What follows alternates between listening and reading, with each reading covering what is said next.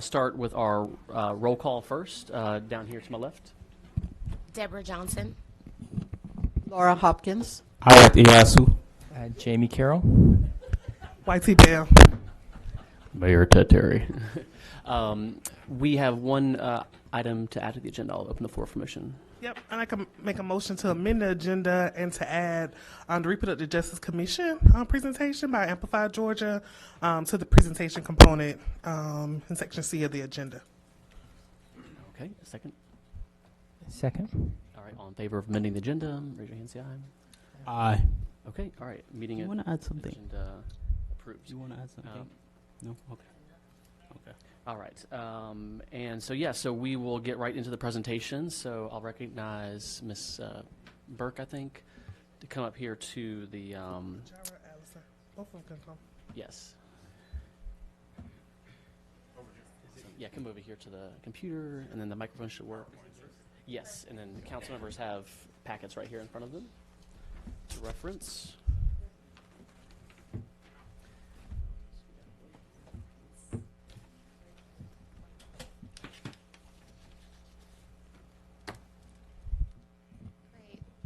It's coming. Yeah, Slow. no problem. All right. Thank you, guys. Good evening. So we are here from Amplify. My name is Allison Kaufman. This is Jara Burke. We both work for the Amplify campaign, and we'll be giving a very brief presentation on reproductive health in Clarkston, and specifically speaking to the Reproductive Justice Commission. So a bit of a background on the Amplify campaign. So we're a campaign working to protect, affirm, and expand access to reproductive health care in Georgia cities through base building, advocacy, education, and culture shift work. And we're currently working in 3 cities, Clarkston, Atlanta, and South Fulton, really growing our work here in Clarkston, beginning with conversations and partnerships with the community to better understand needs is kind of where we are right now.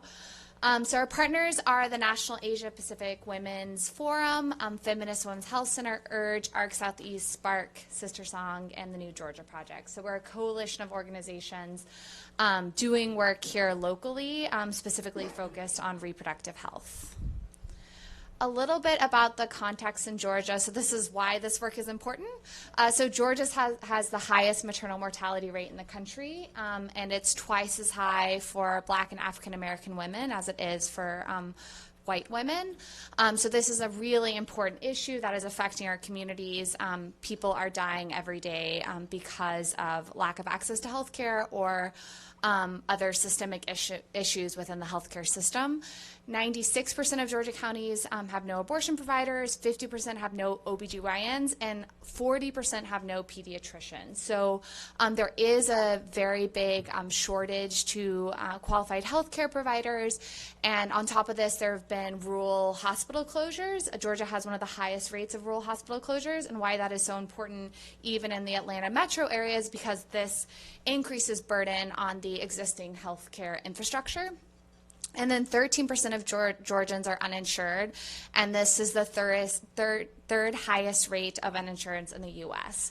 So that means that another added barrier to folks trying to access health care here in the state is financial barriers, a lack of insurance. And then in 2019, Georgia passed a 6-week ban on abortion, which is just to highlight that there are increased legislative barriers to accessing essential health care here in the state. So a little bit about our work here in Clarkston. Over the past year, we've been really focusing on building relationships with local organizations and community members, including co-sponsoring the Clarkston Health Fair last year with our partner, New Georgia Project. We've been doing a lot of community outreach, which looks like one-on-one conversations, going door to door and meeting in Clarkston kind of community spaces, having conversations with people. We held a stakeholder convening back in December to have more in-depth conversations with Clarkston organizations that are working cross-sector, so folks working with refugees, folks working with immigrants, providing resettlement services, healthcare services, and just getting a sense of the needs that they have already identified in community. And then just this past Friday, we held a listening session, which was well attended. We got 15 participants. We were hoping for 10, and folks spread the word, and we were able to hold a conversation in Burmese, Karen, and English and get a sense of the needs, barriers, and opportunities here in Clarkston around reproductive health, and to have a conversation about the commission specifically. So some of the findings that we had from this first listening session were some needs that community expressed, as well as some opportunities that we were able to identify collectively. And so those needs: safety for their children, especially safety within residential neighborhoods, especially apartment complexes, and people loitering outside, with alleged drug use.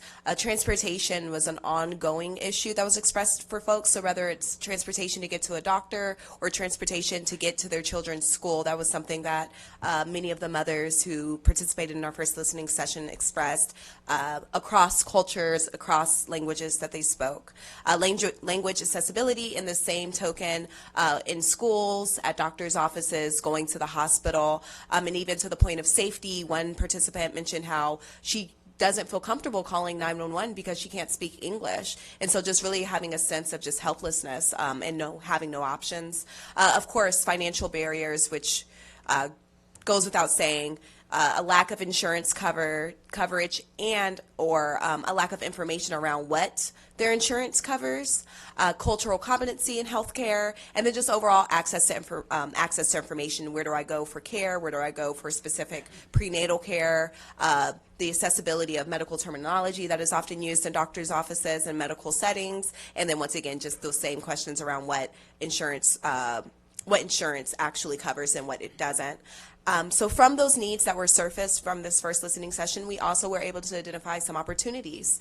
And so those opportunities include having women's centers, so health clinics that are centered specifically on OBGYN services, on prenatal, postnatal services, also having community liaisons. There was just a huge need that surfaced from community to just have further engagement overall, to come to their communities, speak to them, witness firsthand some of the conditions and issues that they're dealing with locally. Also, once again, a culturally competent care directory. So to this notion of folks don't know really where to go to access care, something that everybody cited as being beneficial or would be beneficial is having a directory of providers that are either multilingual, providers that are culturally competent or belong to your same race or ethnic group. And then we also saw the potential for further engagement through a reproductive justice commission here locally, and I'll share more about what that is. So we all know, for our decision makers in the room, what a commission is, right? And so this Reproductive Justice Commission would serve as an advisory committee of service providers, local nonprofits, community members, and advocates that convene to address local issues through research and community engagement. One thing that we're very intentional about here is that we believe community a lot of times has the solutions to the issues that they're dealing with, and a lot of times that people just don't give them the time or the space to speak up about those issues. And so this commission would really help to bring in some key stakeholders to share about their own lived experiences, talk about what's going on in their communities, and from surfacing those issues, being able to come up with some innovative solutions. And so these folks would be able to advise City Council, the Mayor's Office, as well as the City Manager on ways to improve and expand access to comprehensive reproductive health care and promote sexual and reproductive health through policy and programmatic recommendations, as well as public awareness campaigns. So once again, this kind of notion of a twofold type of strategy, both through policy, but also through just information accessibility. And so our work going forward, we plan to, of course, listen to more people in Clarkston. We had a great turnout at our last event, and we hope to engage deeper within the community. So our future listening sessions are Wednesday, March 18th. That will be at the Eritrean American Community Center from 6 to 8. Dinner will be served at 5:30. A stipend is provided to all participants, a $25 gift card, and childcare and translation are provided upon request, just as they were in our first listening session. We also have another tentative listening session for Wednesday, April 1st. The location is still to be determined, but that session will be also from 6 to 8 with dinner provided at 5:30. stipends provided, and childcare and translation services provided upon request. And so our ask is that if you're interested in rolling out a listening session within your district specifically, we urge you to reach out to us and talk to us. We would love to help with conducting outreach to getting people in the door. We feel really good with the run of show that we put together for these sessions and have really put a lot of thought into the types of questions we're asking and making it a space where residents feel free to share. So there's my information, Jared Burke, as well as Soraya's information, who came in a little late, but Soraya is with the National Asian Pacific American Women's Forum, who really helped to lead this first listening session. And that's all our time we will take from you, but we just wanted to bring up one participant from our listening session just to show kind of the stories that live right here in Clarkston and just overall express the need for further engagement with the Clarkston community. Shata, you want to come up?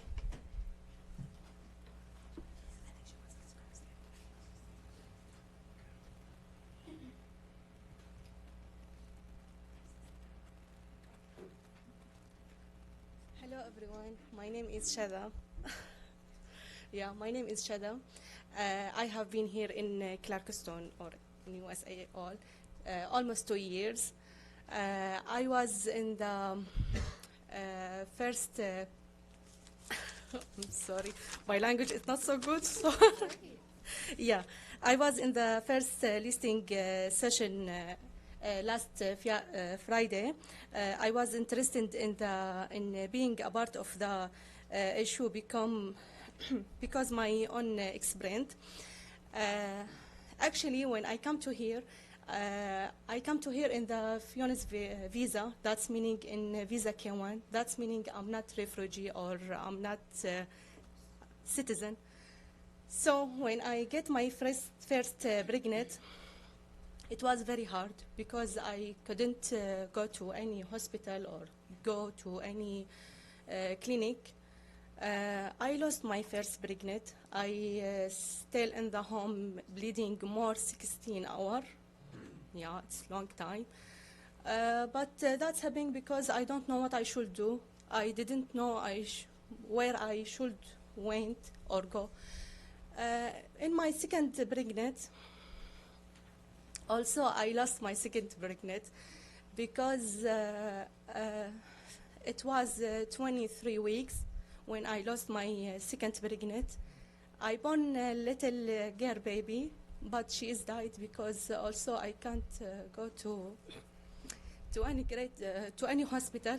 I went to great hospital and actually I take the financial aid, but the big problem is after the financial aid, I also received a big bill. So this is my second pregnant. So this is my third pregnant. And I hope I will keep it. I work hard to save this my baby. I didn't went to any clinic yet because I know it will be very expensive. Now I am in my seven month. I take appointment after 2 weeks in a great hospital. And I hope it will not be very expensive also. I take financial aid, but I tell you, when I take financial aid, I received also big bill. So this is my story. I know it's hard. So that's it. Okay. Thank you, everyone. Thank you. Thank you so much for sharing that. And thank you very much for that presentation. Were there any questions or comments from the council? I'm just wondering, have you guys worked with the Harriet Tubman Women's Clinic yet here? It's affiliated with the Clarkston Community Health Center. It's essentially a student-run OB-GYN clinic for low income, low cost. So they are hoping to expand. I've talked to some of the doctors from there, and they say there's a little bit of a space crunch because they're, the Clarkston Community Health Center and the Harriet Tubman's Clinic are in the same space. And they were talking to some of the big donors at Emory, trying to get somebody to chip in some real estate and maybe a building for a women's clinic. So I know their focus is there. The need is here, and they're aware of it, and they're trying to get some of the big donors involved. So you might want to connect with them. Yeah, so I've been working with Amplify and NAPOF for a couple months now on this Reproductive Justice Commission and addressing the issues that we have here in Clarkston. And one of the overall goals that I mentioned to both Allison and Jair is that I want them to work with the healthcare task force that we initiated to actually be able to fully understand the issue that we have here in Clarkston. So it's more to come, and thank y'all for presenting. Thank y'all very much. I also want to say thank you so much for presenting this, and I want to really commend you for your courage on coming and speaking out on your, and wish you good luck on your baby. Sure. Thank you. Thank you very much. Wonderful. All right. We actually had one more presentation. It was put as item E3, but the Clarkston Residents Speak program. This is our inaugural evening for the Clarkston Residents Speak program, and I want to recognize Ms. Roberta Malavenda, and she will introduce, just give us a reminder, give us a briefing of the public here. Might be some new folks who haven't heard about the program, so tell us what we're going to be doing over the next 6 months, and then introduce our guests. Roberta. Good evening. My name is Roberta Malavenda, and I'm Executive Director of CDF Action.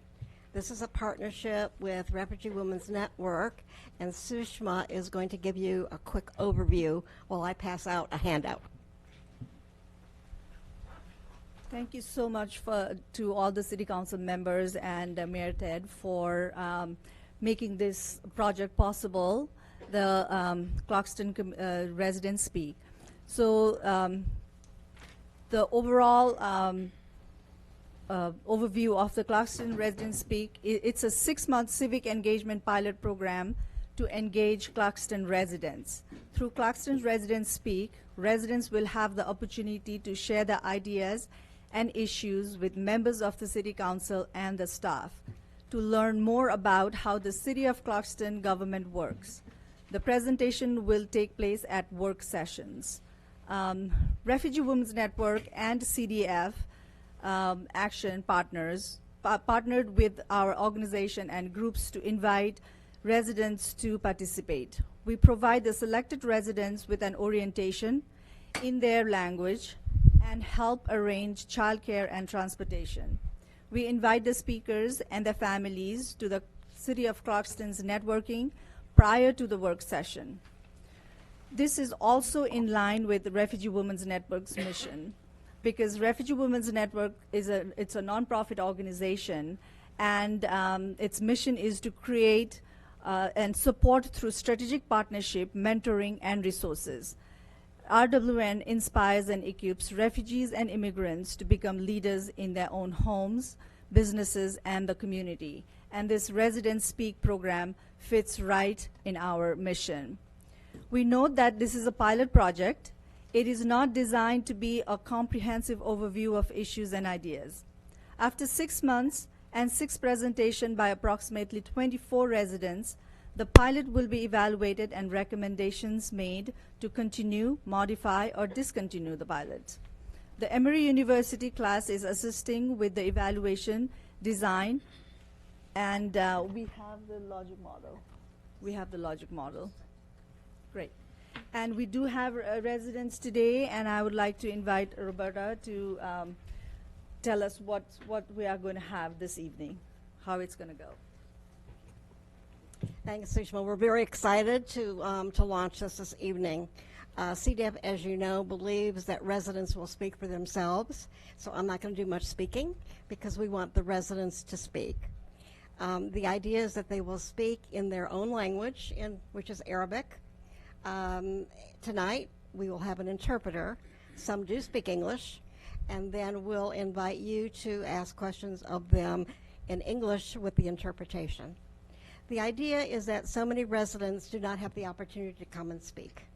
And while we have focus groups and we have things in the community, we wanted an opportunity to bring people to you so they could see the City Council in operation. We thank Robin Gomez for doing an orientation with us, and I am here to say that they have already pledged to meet after this because so many ideas came out during our initial discussion that we have more ideas and more opportunities than we probably have time to do.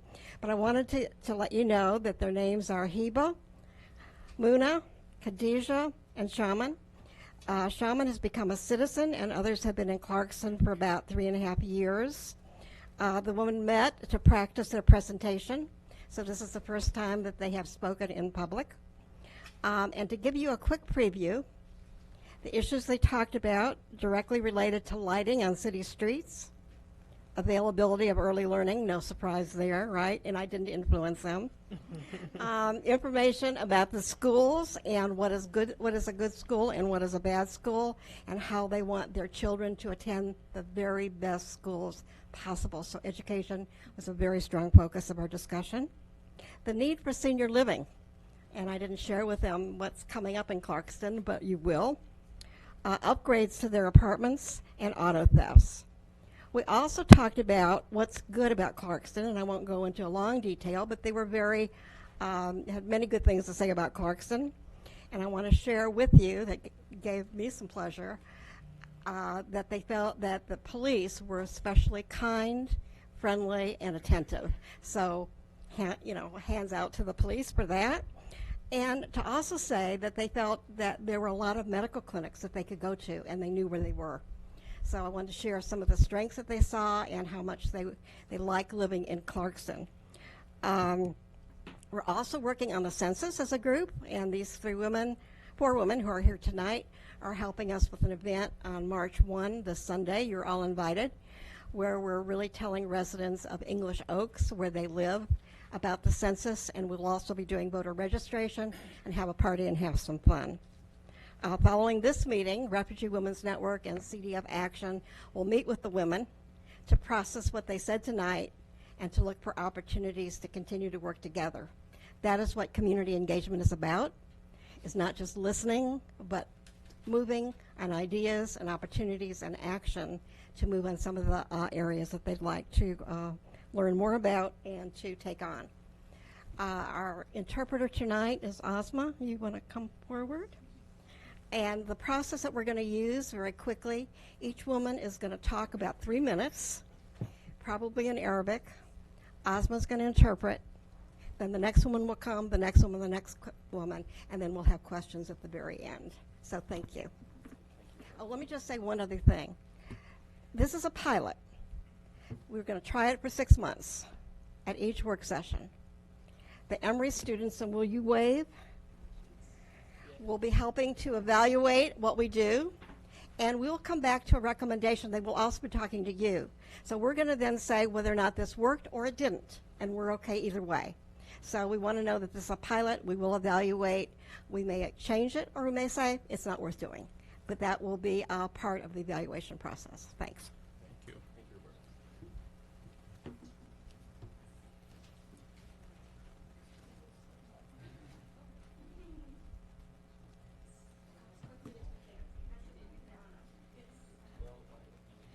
Good evening. Just I want to address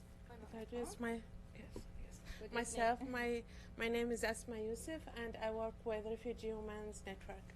Yes. Good evening. My name is Hiba. I'm from Syria. I'm married. I have 4 daughters. I live in Clarkston. I live in English Oaks. Yeah.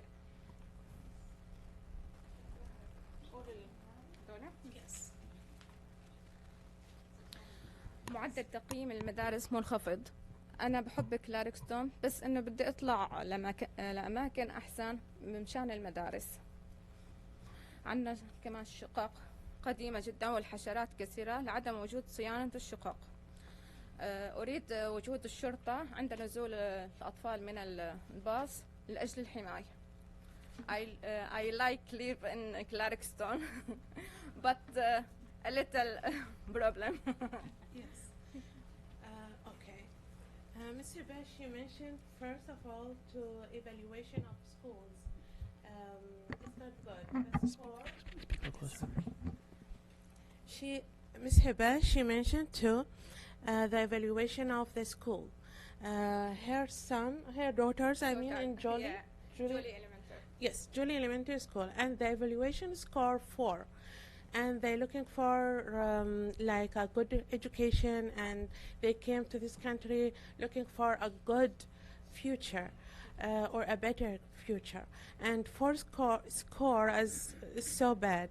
And and she said she would like to live in Clarkston, but she said she knows many families in the first chance they leave Clarkston looking for another area with a good score for schools. I need change, maybe. Yes. And the second thing she mentioned to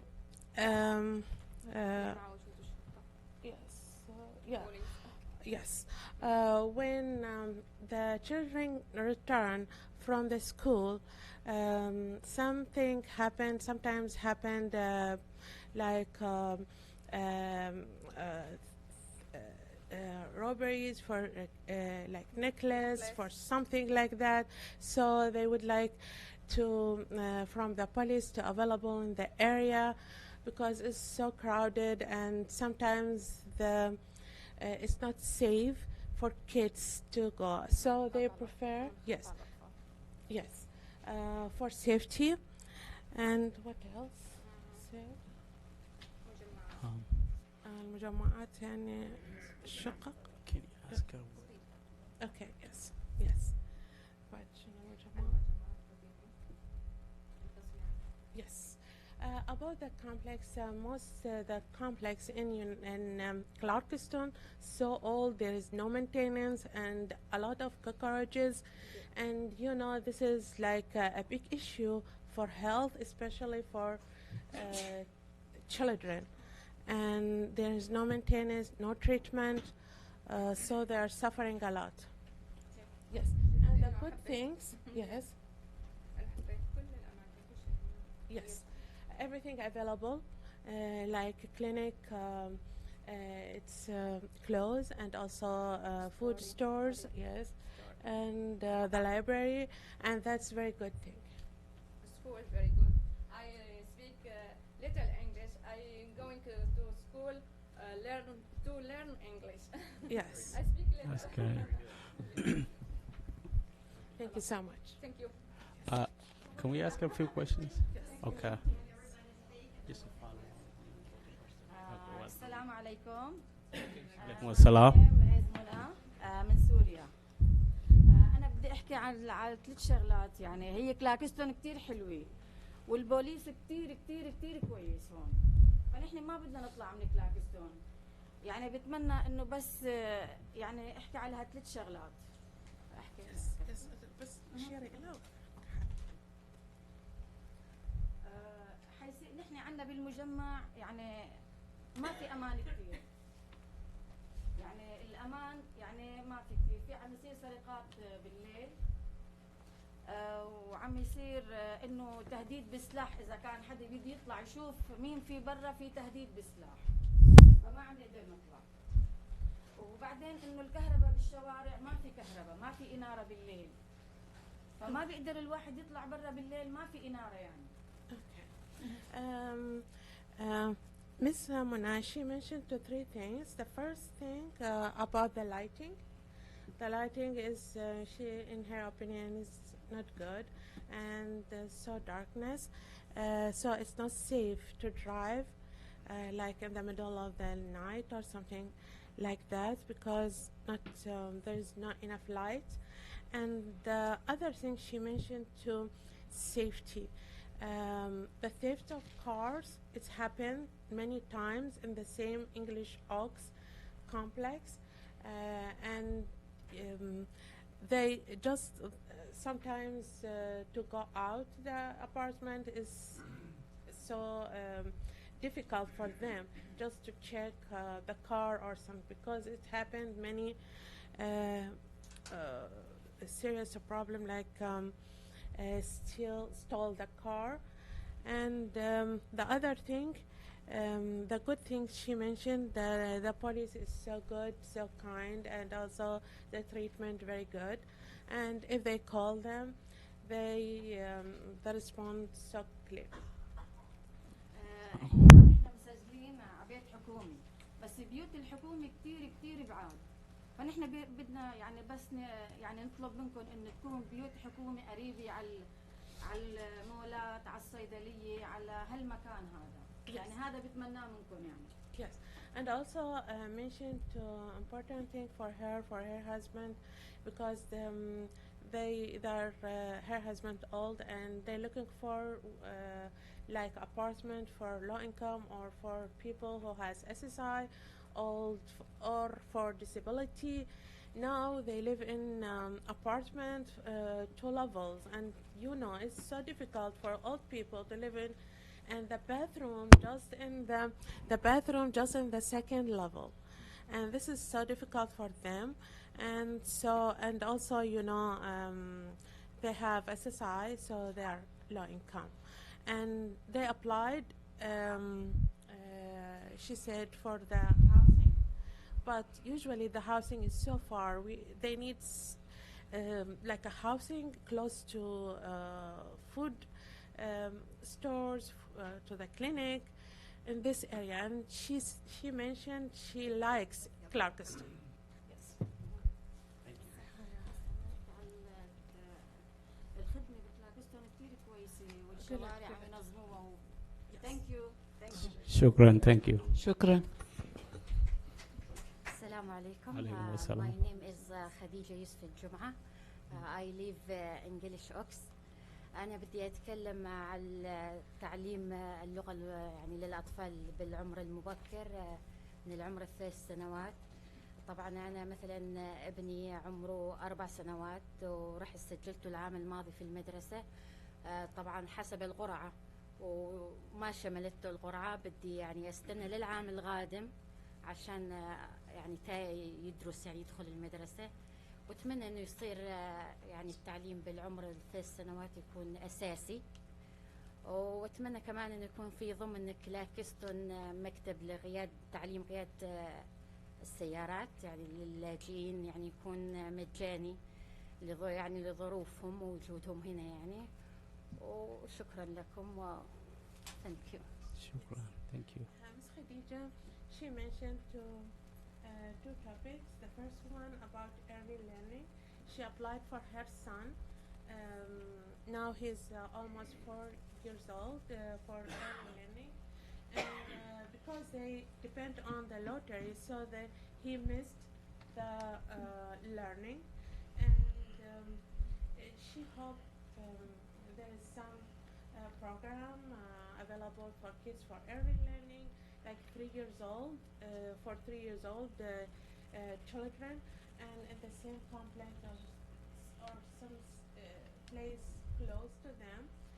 And because she is looking for this program. The other thing, she is looking for the program to learn or to teach driving, school for driving or something like that for women, especially for refugee women, because you know driving is so important in our community, and you know also it's so expensive if she paid, and for if it's available for free, this program would be wonderful, she said. And the other thing, the good things, also she mentioned everything close, and also mentioned to the roads, so beautiful, they work hard to do the road and the plants and beautiful trees, and that's so comfortable and also beautiful at the same time. Thank you. Thank you again. شكرا. شكرا. Hello everyone. Hi. I am Shaima. I'm from Iraq. I have 4 daughters. I live Clarkston 3 years. I want sorry, my English not good. بايسكلات ان يمشوا في الشوارع المخصصة لهم. هم عملوا يعني شوارع خاصة لهم، فيا ريت يضعوا علامات للبايسكلات، ويا ريت دخول الباص للمجمعات نظرا البرد والمطر العوائل والأطفال يعني يستنوا بالمجمع. وثانيا وقوف الباص فترة طويلة يعني هم يعيق السير. والأشياء الجيدة هي هاي الاستجابة السريعة للشرطة عند الحاجة. مرتين 3 اتصلنا بيهم وفي دقائق كانت الشرطة يعني. Okay. Ms. Shaiman, she's from Iraq and she mentioned two topics. The first one about bars. She said she suggests a guideline for them because sometimes they're in the middle of the street and you know Clarkston street is so narrow, so sometimes it's so difficult to cars. So they need like a guideline for bikes. The other things about the school bus, she suggests to enter to the complex because sometimes the school bus blocked the street for like 10 minutes or maybe more because many kids and she preferred to, if that's possible, to enter to the complex and that should be so easy and also more safe for them. And the good thing, she said she called the police twice or 2 or 3 times. And the response so quickly and very good treatment and take care of everything. Thank you. Cool, thank you. Shukran. Thank you very much. Thank you all.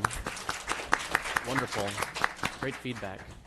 Yes, so yes, we'll open up for I just want questions. to from the quickly council. ask them, especially to the bus stop safety, if you could tell our city manager where exactly, which bus stop that she feels unsafe and the time that the kids come to home, that would be very helpful to our police. So please, if she can give out, and also the lights. So these are the things we can definitely work on. So please, if they could tell the city manager where exactly they feel is darker so that we can put more lights on them. Yeah, we actually got that during the orientation, but yeah, but if they want to repeat it, that'd be good for everyone. Yes, I mean that's Arabic. No, we got it. Yeah. We're gonna lighten them up.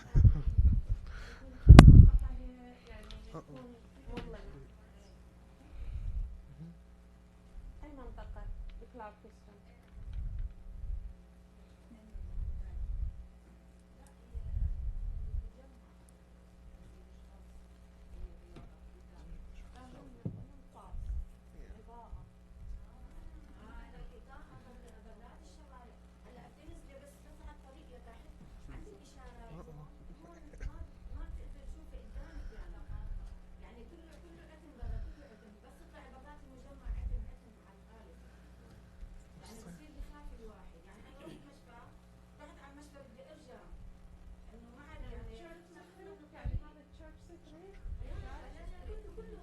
Yeah, she said, a church street. Okay, very good. Yeah, all right, so we'll get that list to the city manager. Absolutely, fantastic. Any other comments or questions from the council, what we've heard here? Yeah, I just want to add, shukran, thank you for coming. Please come next time. I do speak Shui Arabic, not very good. So please feel comfortable next time if you want to come and comment, and we'll still make sure we can find somebody who can translate it. But thank you. Very good, thank you all very much.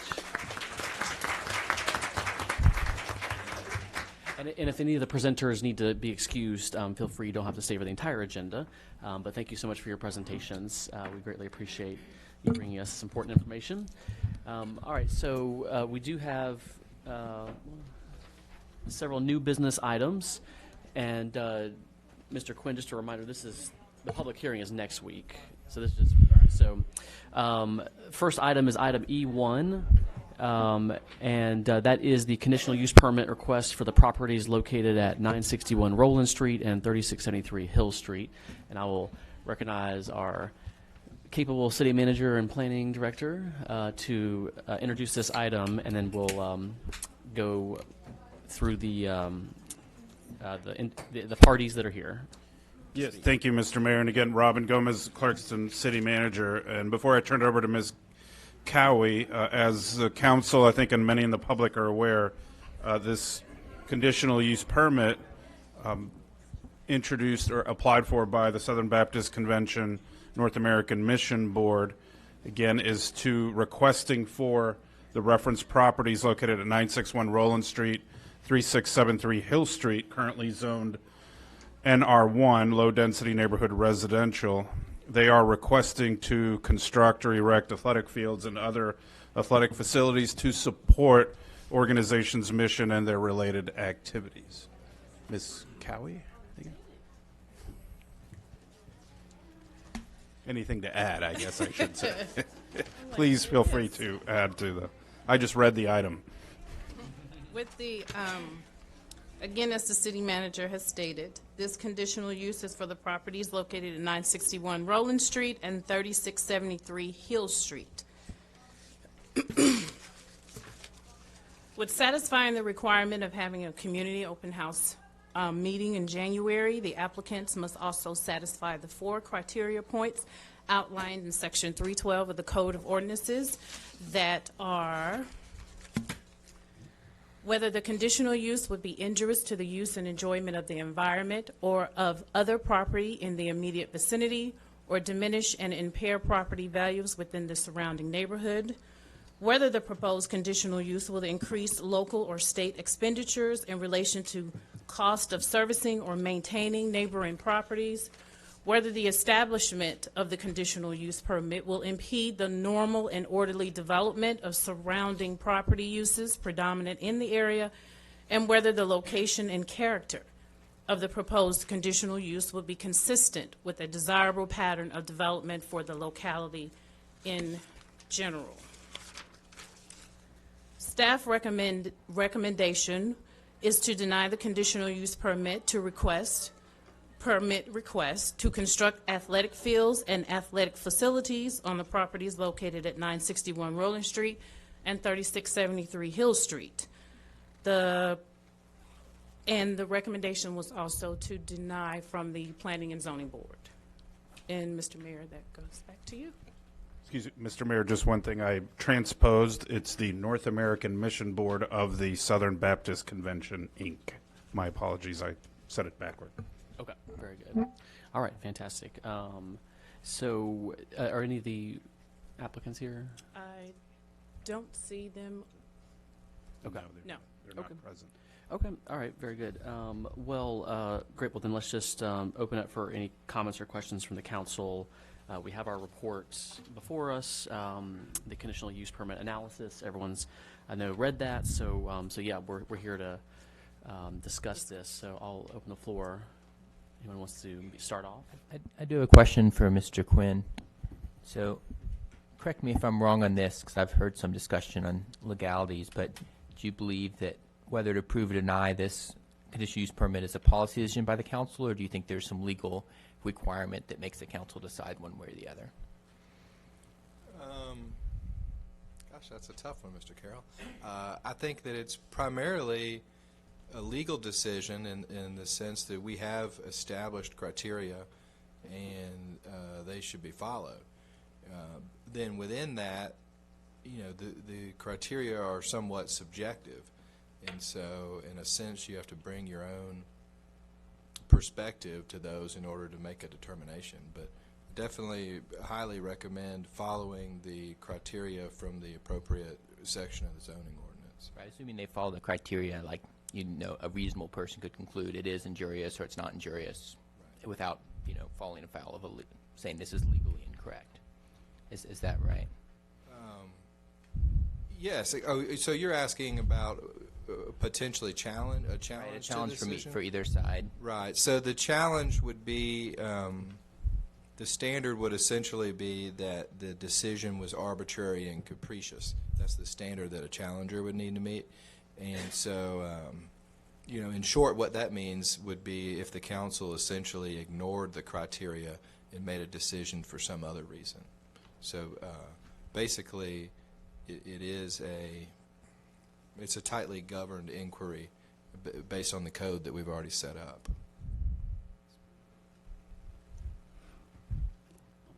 I just want to follow up on that same question. So if either of the 4 criteria is not fulfilled, does that mean it has, I mean, is it all or at least one of them have to? Good question. I think that we should look at it a little more holistically on the 4. For hypothetically, if you found that 3 of them were a close call and one of them went far in one direction or the other, then you should follow that direction. Whether if one of them is clearly not met in your judgment, then you should vote against it. And if all of them are met, then you should vote for it. Okay, thank you.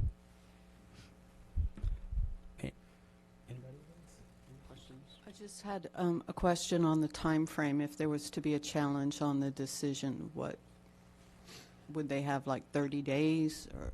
That's correct. 30 days from the date of the official decision.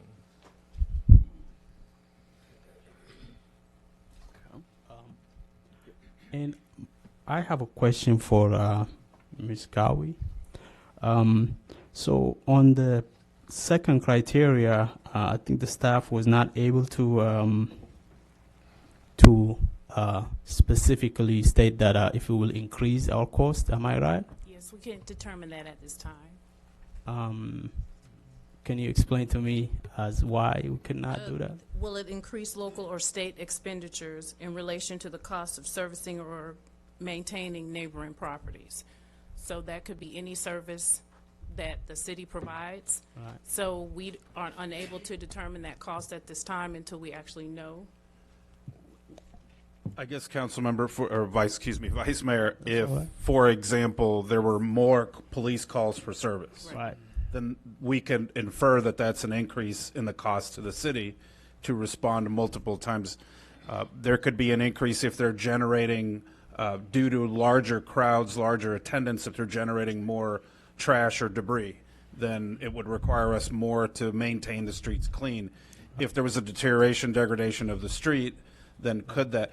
We don't know that until a decision is made as to what will eventually take place, occur, be built, or not at that location. Point. Okay, I understand. Thank you. I had just like a technical question for the criteria point number 1. There is a potential for increased vehicle and pedestrian accidents occurrences endangering the safety of the residents of the area and the neighborhood as a whole. Is this based on the future, with the future Green Street sort of construction, or is it based on the current street construction? The actual construction that's actually happening is for the diet that's actually happening on a Rowland.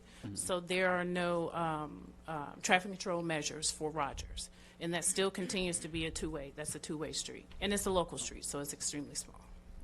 Okay, yeah, and that was the other question about that with no proposed traffic calming measures for Rogers Street. But I think we did talk about doing Rogers Street, right? Is that we are looking to? We will add something at some point to Rogers. Because I think the concern, even before we got to this conditional use permit, was that the Green Street, is meant to either slow down traffic. Correct. Or just divert it all the way, and so assuming that Rogers might become sort of a new cut through, or it's already a current cut through, but it's become more that. so. Yeah. So so we're definitely going to do Rogers. Okay, all right.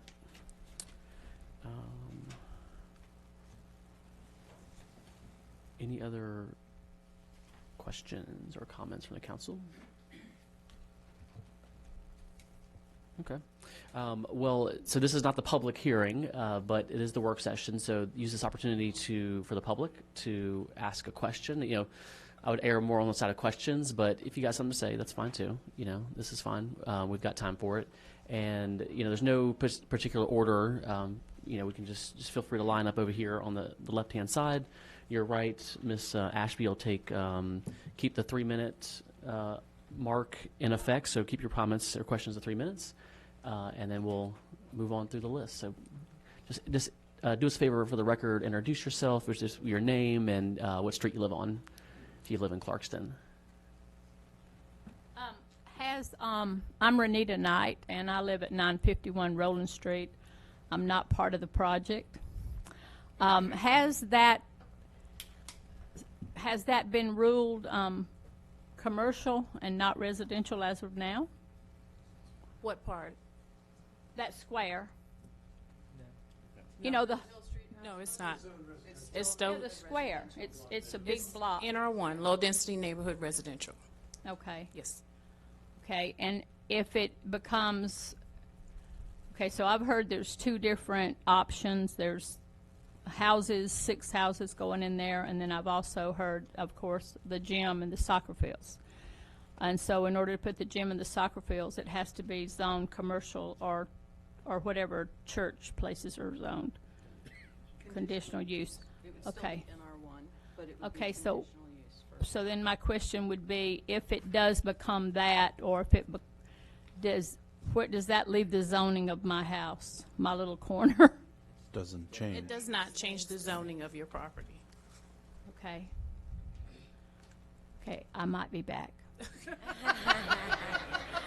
right, we got time for you. I hope so. A minute left, I think. 2 minutes. Warren Hadlock, West Smith Street. I wanted to speak out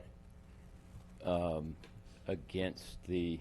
I'm against the granting of the conditional use permit for the reasons specified by both our Planning and Development Department and by our Planning and Zoning Commission.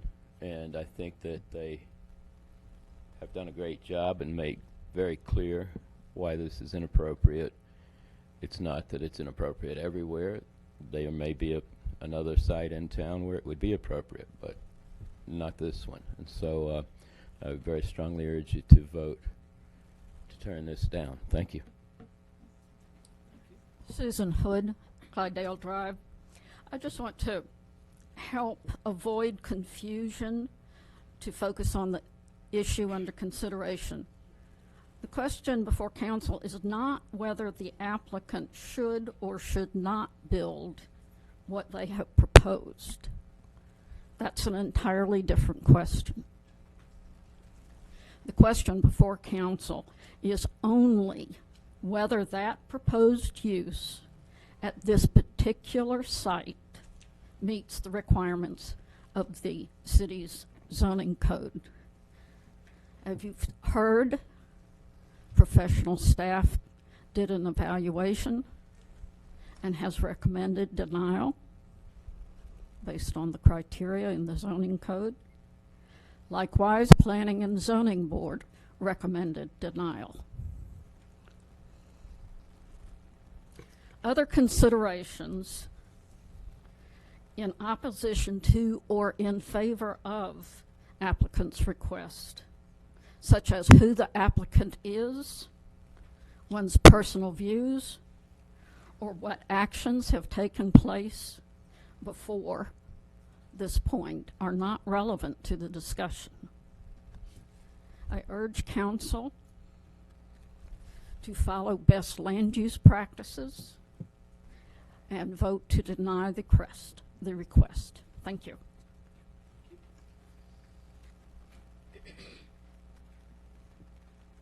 Hello, my name is John Cargill. I live at 975 Rogers Street, the aforementioned problematic street, or soon to be problematic, but I think it already is. My last name is Cargill, C-A-R-G-I-L-E. I was noted in the Planning and Zoning meeting minutes as my last name being Wagner, which is spelled completely differently. Sorry, John. From the beginning, I feel like this project was too big for the land they acquired for it. This project first got my attention when directly across from our house there appeared a projected building, which would be a gym, which represented a wall approximately 100 feet long and 30 feet tall. So that's what I would see walking out of my door. So it immediately occurred to me that these people were not sensitive to the neighborhood's needs.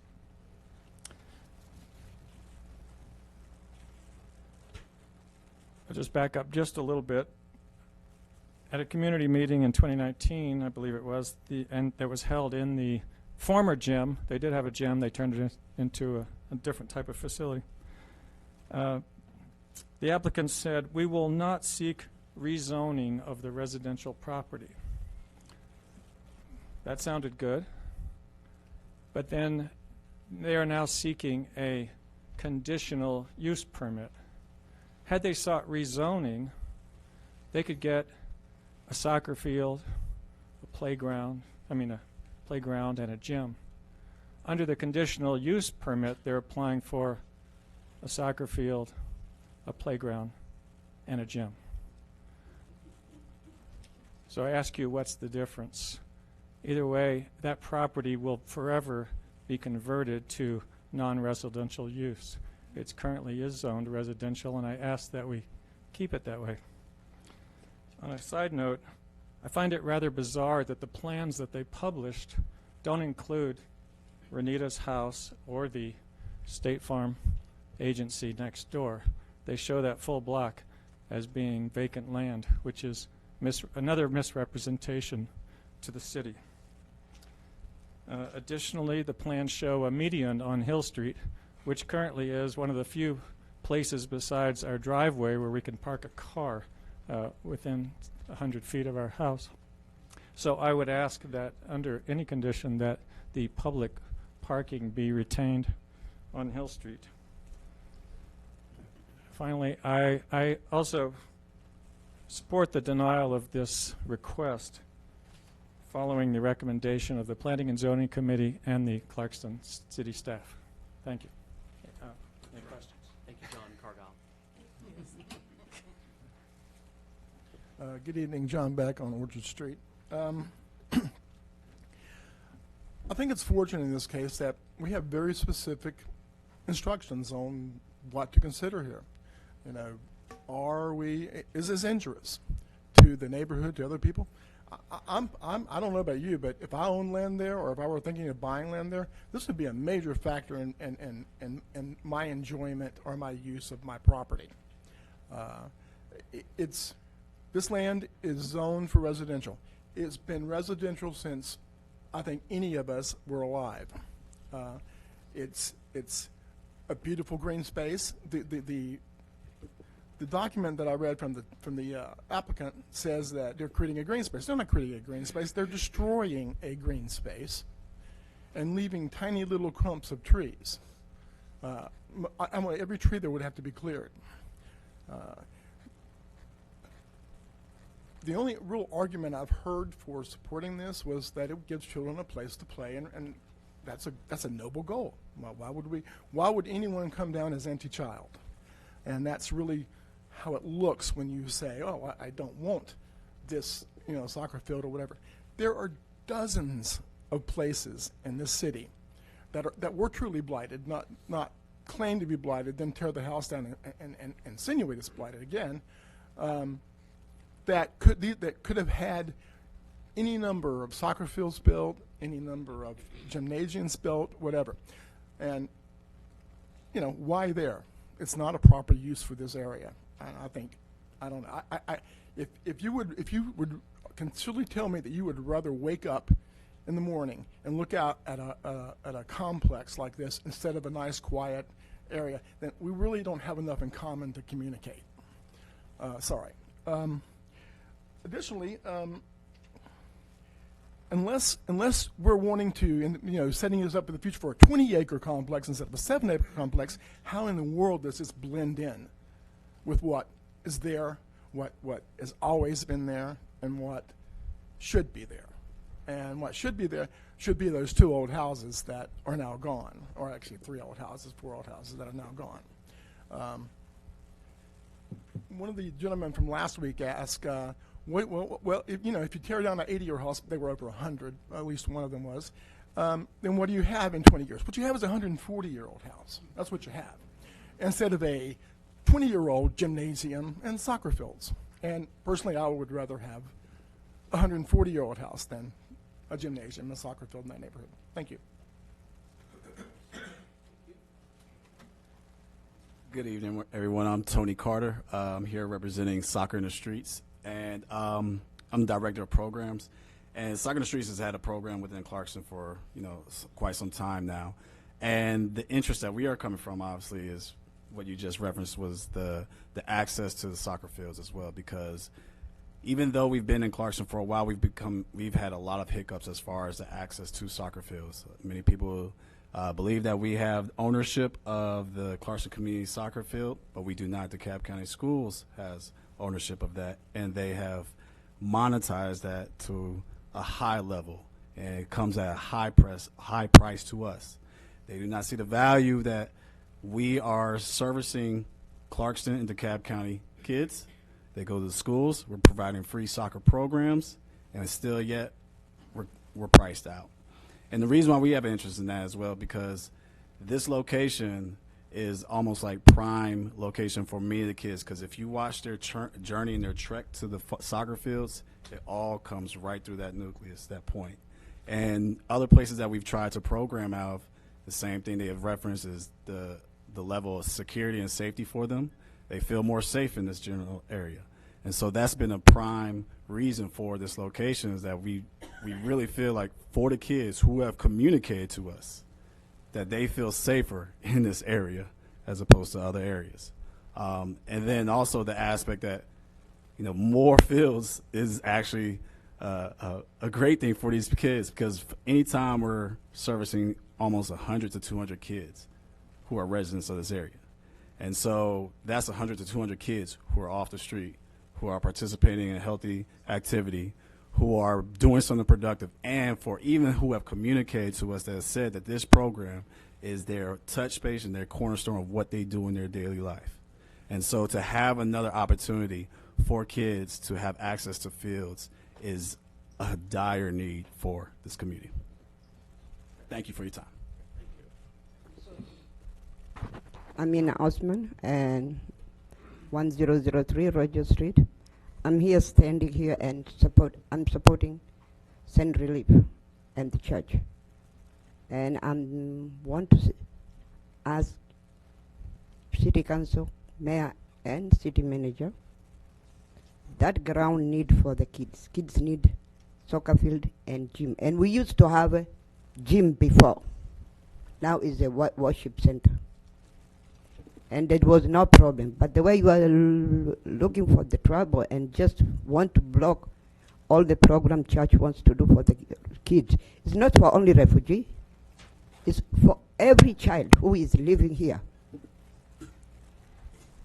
So please, we need the soccer field and the gym. We used to have a gym.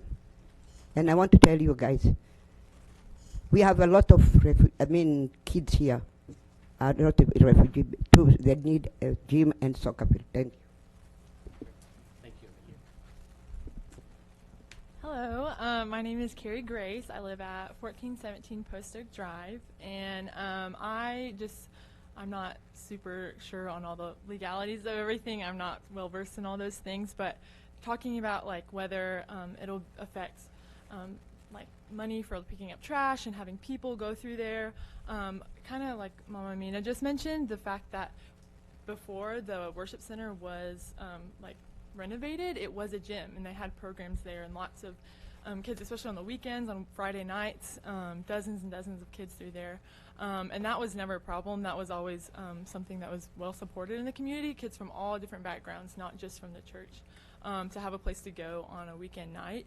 And so I just want to clarify that before it wasn't a problem, and so I think even having, it might increase foot traffic of kids coming to play, but to me that's a good thing. And as a young person that's looking for places to live and to have families and things like that, that's something that I would look for in a town that has access and a space where kids do come through.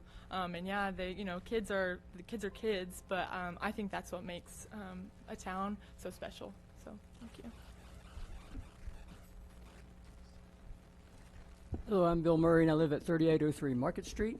And probably surprising to most people in here, I don't have strong feelings one way or the other about the space. I do have some strong feelings, though, about Clarkston. So I thought I'd take a moment to read some of my thoughts here.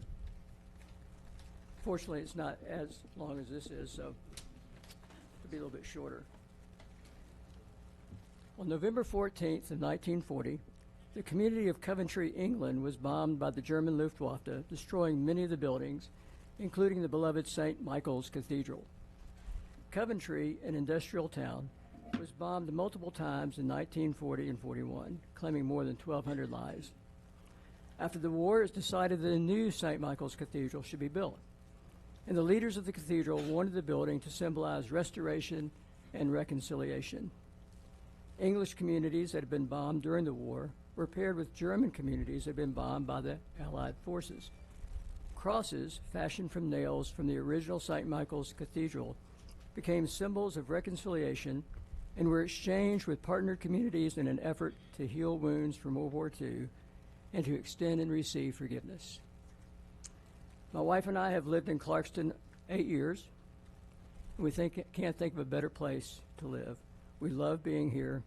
We love the diversity of people and the cultures that we find here.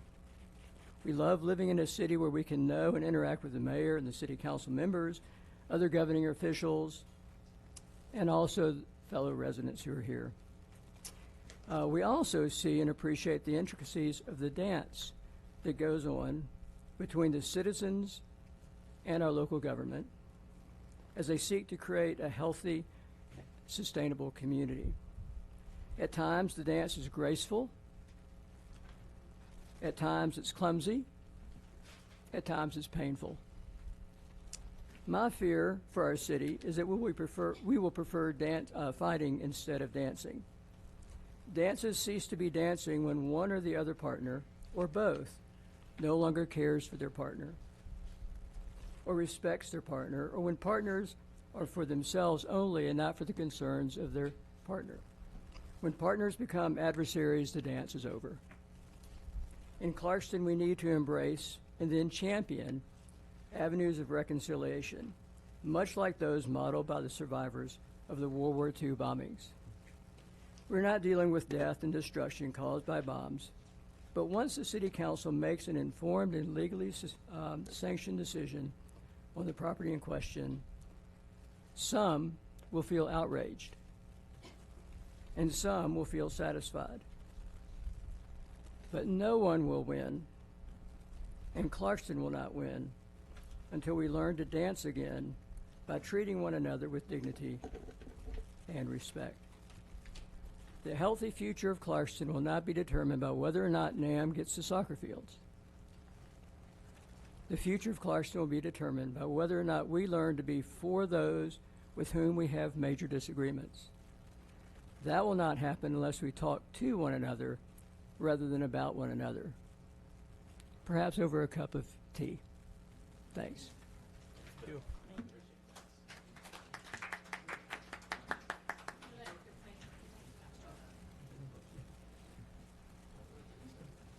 Dean Moore, Rayford Trail. There's a lot of great points that are being made here, but the bottom line is that there's a severe lack of planning. This is not a planned development. This is not a planned use. This is a forced issue. And with all the people that are coming out for and against, the obvious thing that they should have done was come to the community, talk to the different people, find out what the assets of the community are, see what they can do. All the money they've spent tearing down the houses, all the money they're going to spend on building new houses when you deny this. Maybe they'll get their money back, but they could have taken these funds and talked to the soccer in the streets people, the different groups around the community, come to a real community decision on what they should do or how they could do it to support the community and not come in and bludgeon the community with these types of unplanned developments. The ordinances were planned over a long period of time. A lot of input went into this, a lot of planning went into this. That is a NR1 community, specifically and on purpose. And the council is legally obligated to follow that zoning, and I look forward to that decision. And once they do build the houses and once they recoup their losses, maybe then they can start having these community discussions. There's been a lot of misleading information that's been provided about the community, that we are afraid of refugees. It's totally opposite of what we feel here in this community. We are a community of refugees. We're also a community of immigrants. We're also a community of Americans. And I like to keep it that way. My personal experience, I live next to English Oaks. There's been a lot of trouble in English Oaks over the years. They have new management. It's been great management. It's a planned management. They do a good job of managing their property. They even built a little soccer field over there. There's a tremendous amount of noise that comes out of this little piece of soccer field. It's not even a full soccer field, but there's a lot of noise that comes out of this soccer field. And for me, it's okay. I like it. I've got 400 feet of woods between me and the soccer field. I know that they're over there playing and having a great time as opposed to over there drinking and fighting and shooting. So that's changed a lot. And a few years ago, I was working in my yard with a friend, and I said, "You hear that?" There was nothing.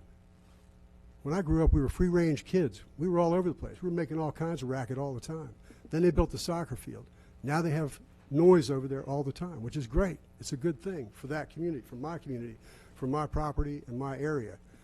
Downtown is not the place for that, and that's why the zoning was planned that way.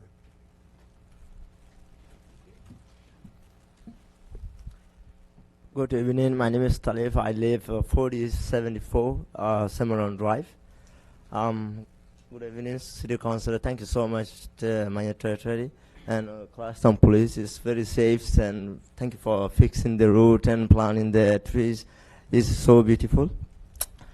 I really thinking the soccer field is really important in Clarkston City because every city has soccer fields. At the same time, also I don't think we should destroy any residential property and make them unhappy. Also, we need to find a place maybe where that like good place for us to make soccer place is not against taking anybody residential property or affect noising to the residential property. We deserve the Clarkston City residents deserve everything. Gyms and soccer field, also the mosques and church and synagogue and temple. But at the same time, we don't have to disturb each other. What I'm thinking is every city has soccer field. A lot of people, I'm from Burmese Rohingya community, a lot of youth people requested soccer field and also the gym, which is good for the health and the happiness for our youth and young teenager, high school student, and then our college students, they are requesting. But also we need to make the place where it is, commercial area, not to affect to any residential area. Thank you so much. Hi, good evening. My name is Amy Poon. I have lived in Clarkston for 10 years. I came to Clarkston and moved into Christopher Woods with the intention to live as a neighbor to our international community. Me and my roommate would host refugee youth into our apartment every week. That's why we lived there. It was a passion of ours. We lived there despite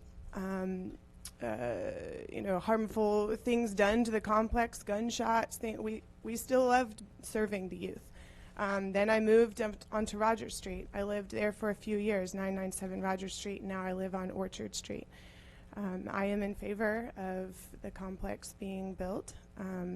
I have been here to serve our refugee youth. I brought 2 of my students with me today. They come from very large families, and they're just 2 of the dozens and dozens of youth that I have taught. I've worked with CIBC in the past. I've seen youth come in and out of that gym as I lived on Rogers Street. Didn't see it as much of a problem before. Those interacting in that gymnasium. I do have one question for you, though. My thoughts about this are very simple, but I am in favor. But one thing I would like to ask of you is, what inquiries have you made of those the refugee youth that are living in our community, whether they're in favor of the issue at hand?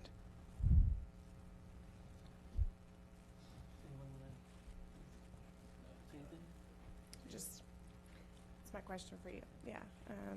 Thank you. Thank you, Amy, for that question. And I appreciate everyone coming out this evening. We definitely have a bigger audience, so that's good. So we're off to a good start. And certainly as the next week goes on and this item comes back before the council next Tuesday. We'll have even more public comment. So yeah, this is just the first of, I think, a whole 7 days of public comment and input. So thank you for mentioning that. Yes, sir. My name is Joshua Deaton. I live on East Avenue. So I have a question for Ms. White. I believe we're allowed to ask questions Ms. to you. Cowie? Ms. Cowie, sorry. For your recommendation from the Planning and Zoning Committee, I think that was the meeting last week. The planning and are you saying staff recommendation or the board's recommendation? Two different. Whatever the results of the meeting was last week that was denied. What were the criteria again for denying it? It wasn't a specific criteria because, again, as the city attorney did state, if one of the criteria are not met, then the decision can be made based on that. Okay. So it wasn't a specific, this is denied, this is denied. It's based on the overall criteria. Gotcha. Okay, so looking at these criteria, thanks, and hearing last meeting, it seems like there was overwhelming support for more recreational space. Maybe the question was where that space should be. So then my follow-up kind of questions of that, maybe this is rhetorical, you don't actually have to answer, but so if it's zoned in R1 currently, it needs a conditional use for whatever reason to be a park, and that for whatever reason that was denied because it would be bad for the community. Milam Park is in R1, it's a park. It doesn't seem that that's particularly bad for the community or 40 Oaks. So I just want to think about other spaces in similar areas and how those do or don't serve the community. So I think that's just another support for why this would be a good thing. It's just yet another example of what we've already done and have already seen that it works. I live right next to the Milam Park, and we know the positive impact that has. We also know that there is, like Soccer in the Streets mentioned, there's room for more areas like this. We could really use it, especially closer in walking distance to some of the other apartment complexes than maybe Milam Park is, so you don't have to walk a whole half a mile to get there. So I think just when we think of those criteria, these are all reasons to do it, and the reasons against just don't seem to add up when you consider all of the community input and reasons for more recreational space. We know the research as well. We had some physicians talk in the meeting last week about just the obesity epidemic here. We know that obesity in residential areas can decrease as much as 40% when there's more and more recreational space available. So we have to consider the health of our community. And while it's true everything has its pros and cons, I think when you have to look at the aggregate and how does this, it may affect one or two people differently than the whole group, but we have to think about our whole city and how this affects. So from my perspective, it would be a wonderful thing, and I look forward to continued conversation and respectful conversation from everyone in things like this and online. I'm Amy Medford from Rowland Street. I just sort of wanted to go through, for one, there is no concern of zoning. A conditional use permit is created specifically for this type of thing. Churches and public meeting gathering points, the only way they exist inside a zoning code is with a conditional use permit. And that's a federal reason, because otherwise cities can use the zoning code in discriminatory ways, such as to only place parks in socioeconomic wealthy areas versus in other areas, to place churches of one kind in an area and churches of another kind in another area. So this is precisely what a CUP is designed for. It is designed to allow public meeting and gathering spaces in all zones, so that the conditional use, it's not a house, it's a church. It can be put anywhere. Public meeting spaces qualify in the same category as church. That's why you have a cup. So from that perspective, I think this is exactly what that's for. It's exactly what belongs here. To go through the 4 points on if it increases foot traffic and danger, the actual building is smaller footprint, square foot wise, than the previous gym that was there.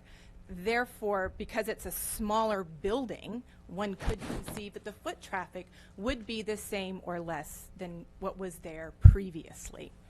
So to take that into perspective, just playing the numbers game, it's not going to dramatically increase use. The other thing to take note is that the fields are not regulation size. Therefore, you can't have huge competitive soccer games. You can't have these big events. It has to just be local kids playing around. So from that perspective, it doesn't increase any more than what was already there. To take the injurious part to the side of the property and the neighboring properties, all real estate research shows that homes next to parks and open spaces, their property value increases between 8 and 20%. 20% being the homes closest to the park, up to 500 feet out from the park increase 8%. I find a property value increase not to be injurious at all. Then to go to the other part of increasing the city's expenses, well, that can't really be determined, and in part since they're going to be building it and maintaining it, I don't see where that's going to be costing the city a ton of money. So from those perspectives, because I'm running out of time, to pull out those points, that puts all of this in a way that the city can exactly pass this, because it does hit all 4 criteria, and it is exactly the need and the reason for a cup process. Chris Busing from Mock Street. But the short of it is, Amy, that it's zoned NR1, and the very vast majority of homeowners in this city would like the council to adhere to the spirit of that zoning, residential, not soccer fields. And I want to refer to Bill Murray's discussion of European cities that were bombed and rebuilt. It reminds me of something I wanted to say, and that is, yes, all kinds of European cities were bombed to the ground, and very proud that they were. They rebuilt these cities brick by brick, very ornate Baroque cities, and this property here being zoned NR1 and not being able to take a soccer field after the council votes it down will hopefully channel NAMB to build that house back brick by brick and stick by stick. We have the pictures. We can do just like the Europeans and recreate that house exactly as was. So let's think positive. You know, you express an air of kumbaya, I think, Bill. What this hideous decision has done is it's going to be a political disaster for NAM, because it's not going to be unifying. I think the reality is, it may be subjective of me to say this, is that there will be a lot of hate for a long, long, long time of the vast majority of residents, of especially residential residents of this city, for NAMB. I mean hate. And you wreck those trees, those old growth trees, cut them down, and then see the hate be boiled over again. Why NAMB didn't think to negotiate with all their wheeler-dealer power for those 2 soccer fields, especially the one at the CCC, which, you know, they got enough money. It's a $30 billion corporation. They bought that house for $600,000. Could they have not contracted for a few years with the CCC to have that soccer field a block away for themselves? And what about Armistead Field? I guess the Fugees use that field, but, you know, most of the time I go by that field, it's empty. So we've already got the infrastructure. This is just a duplication of infrastructure. I was talking with someone yesterday who, about 45 minutes about NAMB politics, because he really knows it. He knows the inside of that organization, and he said basically that They're not set up for remodeling an old house. They're set up for their big projects that cost a lot of money. Hello, everyone. My name is Samuel Rai. I live in English Oak, 4159 Church Street. I think this is something that I have mentioned before in the meeting as well. Is that I came to U.S. as a refugee. Was in Louisville, and since that I've been working among international community. And I moved to Clarkston 2 years ago for the same reason, that is to live among international people, because that's what I feel like my wife and I are called to do. So as a refugee, my experience has been when there is not a lot of places for us to go outside, there's a lot of depression that take inside the home. So that's from my experience. And not only that, but also I have mentored so many young people, refugee young people, that there is a need for our future generation leader, which is the youth of the city, to have a place where they can go and build their relationship. They can go and play the sport that they need, and which is right now is a soccer field. That's the first thing. The second thing I want to say that in English Oak, there is not a soccer field. It's a tennis court. You can go and ask to manager there. The reason that they turn tennis court to a soccer field is because we don't have a soccer field here in the Clarkston. That also one of the reasons I believe we need a soccer field. The second thing, or third thing, the last thing I will say is that, as many of you know, I also run for the city council, and I lose it. And here our three great brother and sister win it. Congratulations to you all. As I was going from door to door, obviously asking for the vote, one of the things that we did is ask residents what they want. Soccer field or another thing. And we interview over 150. And out of 150, we have over 130 who said that they are in need of soccer field here in the Clarkston. So as a resident of this city, my encouragement for, if I'm allowed, is to go and basically engage the community and ask the community to see what they need. And I truly do believe it is a soccer field. So I'm all for soccer field, and I love you all to vote for that. So thank you.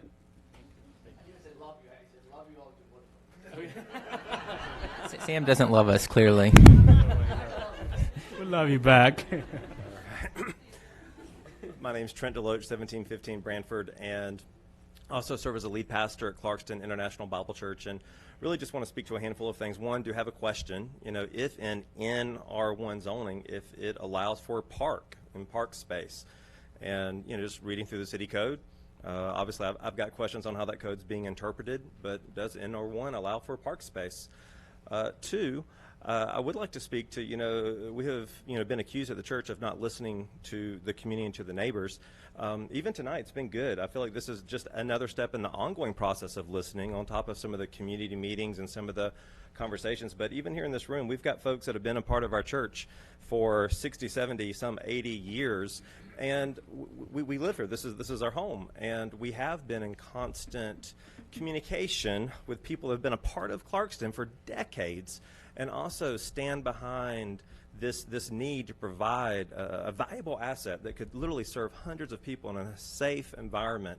Our children, but then also adults as well. And again, one of the questions that I would like to just kind of see posed as well is just kind of taken as a whole, this green space and park space with the fields and the gym, if it would serve and be a asset to the community, especially knowing our heart at the church is to see it used by the public in the community with no discrimination, and to see it be used by as many people as possible, just to add to what makes Clarkston a great place and just a great community. So I would obviously love for y'all to consider these questions and consider voting in support of the CUP. Thank you. Hi, my name is Charles Griffin. I've lived in Clark Estates near Jolly School for 50 years and 6 months. I have been a member of the Clarkston Baptist Church, which became Clarkston International Bible Church, for 49 years. I've served several places in there, treasurer, deacon, committee members. I was even on the building planning committee for that building that the old gym was in. We built that gym 37 years ago. I don't recall hearing a single resident complain about the traffic or the noise or too many kids walking to it in 37 years. Suddenly it's now become an issue. Also, I've read on next door Clarkston that North American Mission Board is getting rich from the federal government supporting refugees. That's not true. The North American Mission Board of the Southern Baptist Convention does not get $1 from the federal government to help the refugees. We do it on our own. And we've done it. We had 10 ministries going, various things, bread ministry, furniture ministry, teaching second language, etc., to support these refugees. We want to continue doing it. We had a gym for 35 years or more before they converted it to our new sanctuary, and we fully expected to have a gym in the future so we can continue to minister to these kids. I hope you would at least consider that.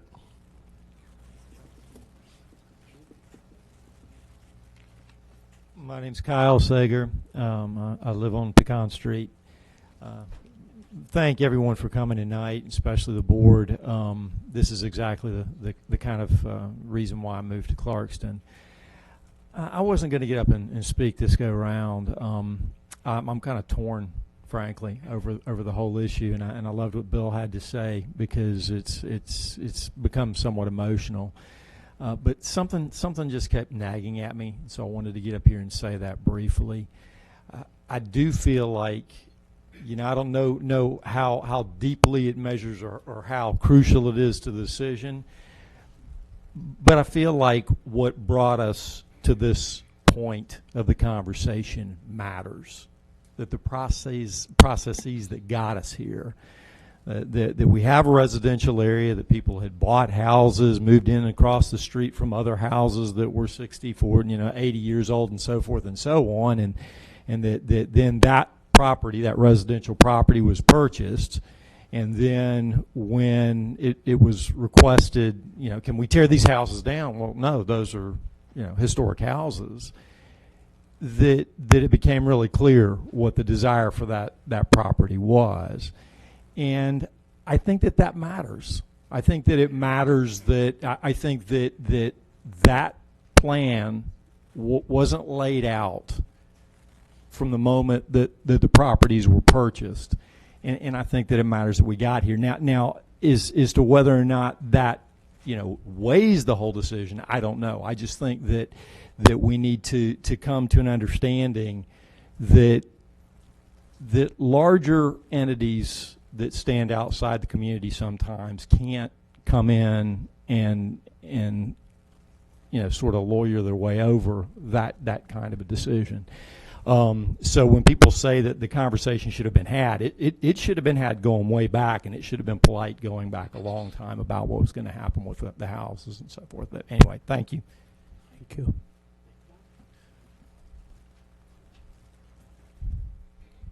My name's Bob Humphreys, Norman Road. I've been here a little over 6 years. I remember all the kids going to the gym and playing. It was just a great place.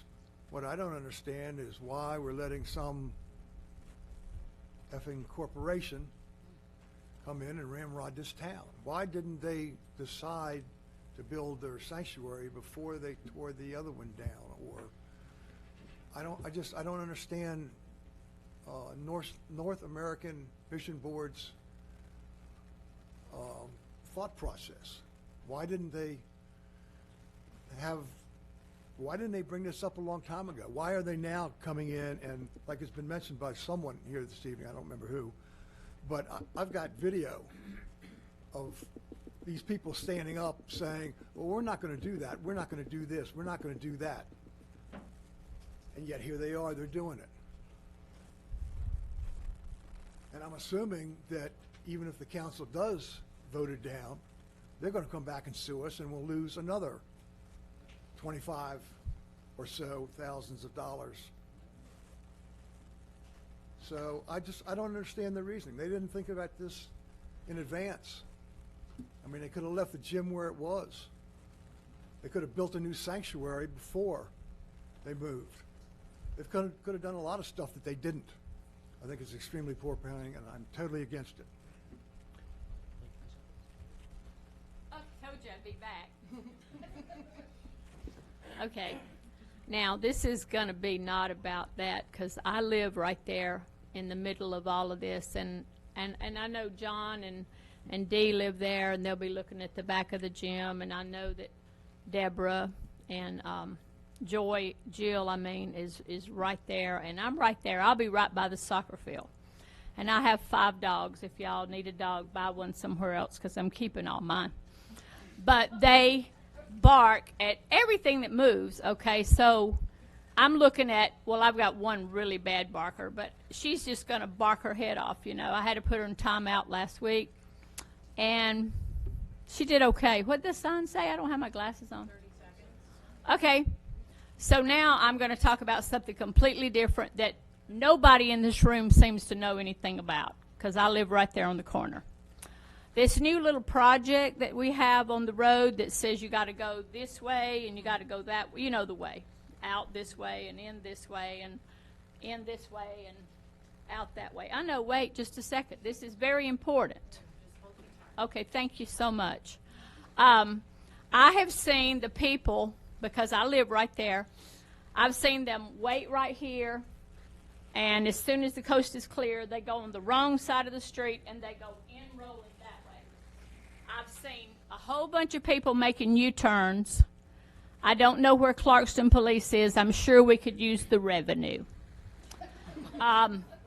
They are not giving tickets for U-turns. They are not stopping people from going the wrong way on the side of the road. The other day I was coming home, and I do what I'm supposed to do. I go up North Indian Creek and turn left on Rowland. If y'all make that a one-way, this is going to make it even worse. But I go left on Rowland, come back around, make my block, and go into my driveway. Okay, I seen this guy in the other lane headed to, toward Memorial Drive, let's say, and I'm screaming in the car. I'm going, you can't go. I'm going this way. I'm going, you can't go that way. They turn out into oncoming traffic and go around that little median thing. And the bike people are not using that. They're going some other way. So y'all need to put some attention on that, because there's a lot of people, and somebody is going to get hit head on or whatever. And like I'm saying, it's not a U-turn there. It is not a U-turn. Okay, so it's somebody's gonna run into my house. Okay, so I'm just asking y'all to please do that. Absolutely. And I thank you for your time. Thank you, Ms. Knight. And I like your sign. Thank you. Thank you. Thank you very much. Thank you. All right, wonderful. We wrote that down, and yes, we are aware of that issue. I think yes. more work to be done on that. We're that very intersection. aware. All right, Mr. very Mayor, good. Well, oh yes. Want Anything to else? clarify some points Yes, that please. the audience did suggest that I was writing down as we go by. Just to make note that the previous gym that was located on the property was located in the neighborhood commercial zoning district. So that was in a commercial zoning district. And to clarify again, once again, the applicant's request is to construct athletic fields and athletic facilities to support the church's mission and for church-related activities, not for the applicants did not apply for parks or open space. The NR1 zoning district has 4 permitted uses. I'm sure you can look those districts up, but they're single-family detached residential dwellings, non-commercial, horticultural, and agricultural, outside of front and side yard setbacks, accessory structures and uses incidental to any legal permitted use, including home occupations, and accessory dwellings in compliance with Section 603N, which is accessory dwellings. The conditional use, again, we have to explain conditional use permit process. It is not a rezoning request, but it does place conditions on the property that will run with the land. So once the conditional use has been passed, that stays with the land as long as it's NR1, those conditions run with the land.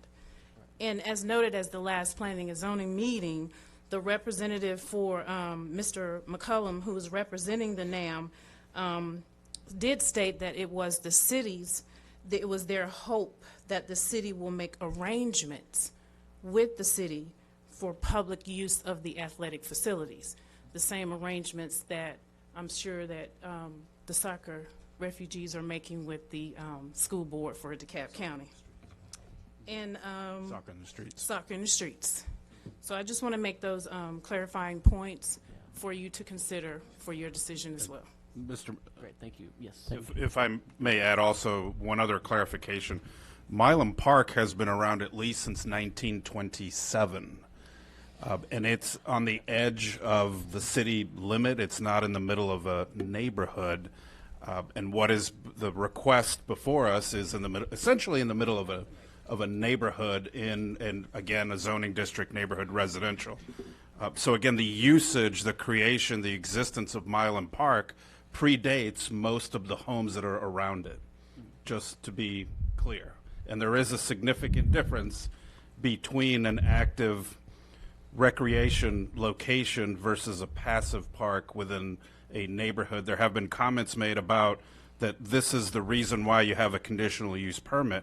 Well, that can happen. I don't believe the intent of when the code was created was to allow that, to make such potentially drastic changes in your zoning codes. Thank you. Can I just want to add one more thing. I really want to thank everybody for coming tonight, and I want to thank those who emailed us, and I see a couple of you also came here to tell us. I grew up playing soccer. I love soccer. We actually used to make our own balls back home and play barefoot, and it's really a great game. It's good. And now it's not just refugees. Even a lot of Americans are actually enjoying soccer, and it's becoming more and more popular. And I definitely understand the need. Nobody's going to deny that Clarkston needs more athletic fields, more gyms, more soccer fields, more basketball courts. We need those all. However, what we have in front of us is not a question of whether we need soccer field or whether we need basketball court, whether we need sport in general. This is specifically an application for conditional use permit that has to meet certain criteria, period. And that's the only thing I will look at while I do my voting. I will not vote based on the fact that whether Clarkston needs a soccer field or a basketball field. I will vote if this thing meets the 4 criteria. And that's all I just want to say. Thank you. Great. Thank you. Were there any other questions or comments from the council? Yes, I have a question. So it's been so I've reviewed the application, the description, the intent of use, and then I listened to all the comments, and there was quite a few people that alluded that this space is going to be used for public use. And so I just want clarity on, will this be open to the public at all times as a place of assembly? We don't know. We don't know. The only thing that I do have is the meeting minutes that the representative for the North American Mission Board, and that was Mr. George McCollum, that did state that it is the applicant's hope to make arrangements with the city for public use of the proposed athletic fields. We don't know what that is. I have a question. Could the city approve the conditional use permit on the condition that it be open to the public for public use? It's private property. We cannot force an applicant. Well, could we make it a condition of allowing gym space and soccer field there, that they allow public use for a certain amount of hours or something like that? That could potentially be a condition if the applicant proposed it and agreed to it. I would strongly advise against imposing that on them. If the applicant were willing to agree to a certain number of hours per week or some amount that it would be open to the public, then that could be conditioned by the council. I think Councilman, we would run into a problem that now, we're telling a private entity what to do with their business. I think that's a little bit different than setting a condition, a usage condition under a conditional use. But I think I agree with Mr. Quinn. I think that would set a very dangerous precedent. Well, we do that for conditional use permits all the time, right? For other zoning things all the time, like, for example, we require, when they rezoned East Avenue, we required a certain link to the roads, required certain fire turnarounds and things like that. So those are all telling people what they can do, with their property. Yeah, but that's a little different than getting to hang out on your property or public safety, health, and welfare. But I'm just my opinion. I do have a question. I'm not sure anybody is able to answer it, but some people wrote us as well, and one of them brought up a point, who was actually in support of it, but brought up a point that I hadn't thought about, saying that it wouldn't be, an obstruction except for maybe the fence around it. And I did not think about it because I live right next to Milam Park, and there's a soccer field right there, but there is nothing obstructing there. The folks that live on Rogers at one point, as Mr. Cargile said, walked out and realized there was going to be a 30-foot wall directly in front of his house. Then one day they walked out and there was an 8-foot billboard at the end of their driveway. They did change that. Now there's this 8-foot blue thing that is an obstruction of vision. Is that actually the plan as well, for a soccer field to have a... I don't think it's been fine. We don't know at this time. And even at the Planning and Zoning Board meeting last Tuesday, the applicants did not specifically state that it would be open to the, I don't recall, anybody. No, they did not. They did not state whether it would be open to the public. They did state that no one would be denied access to join the organization. So we don't know. I would encourage that we ask that during the public hearing next week. Yeah, and just to maybe kind of put a little bit finer point on, I think, the line of questioning, the city has passed a citywide non-discrimination ordinance, and if I remember correctly, part of that condition is that the ordinance is violated. There's a arbitration mediation process, but potentially losing the business license could be a punishment, I believe. That is correct. And so it falls under religious. We'd have to review that. Yeah. So we talked about this when we passed it, and I remember the discussion about the sort of the sanctuary kind of being sort of the place that cannot be touched, but all the other sort of public commercial uses have to fall under. They have to get a business license to operate those entities. And so I guess the question is the soccer field, anything that's done there, is it all under the one church business license or send relief business license for the whole property? I'd honestly like to give that some more thought. I'm not sure what the answer is. We'd have to look at some different factors on that. Okay.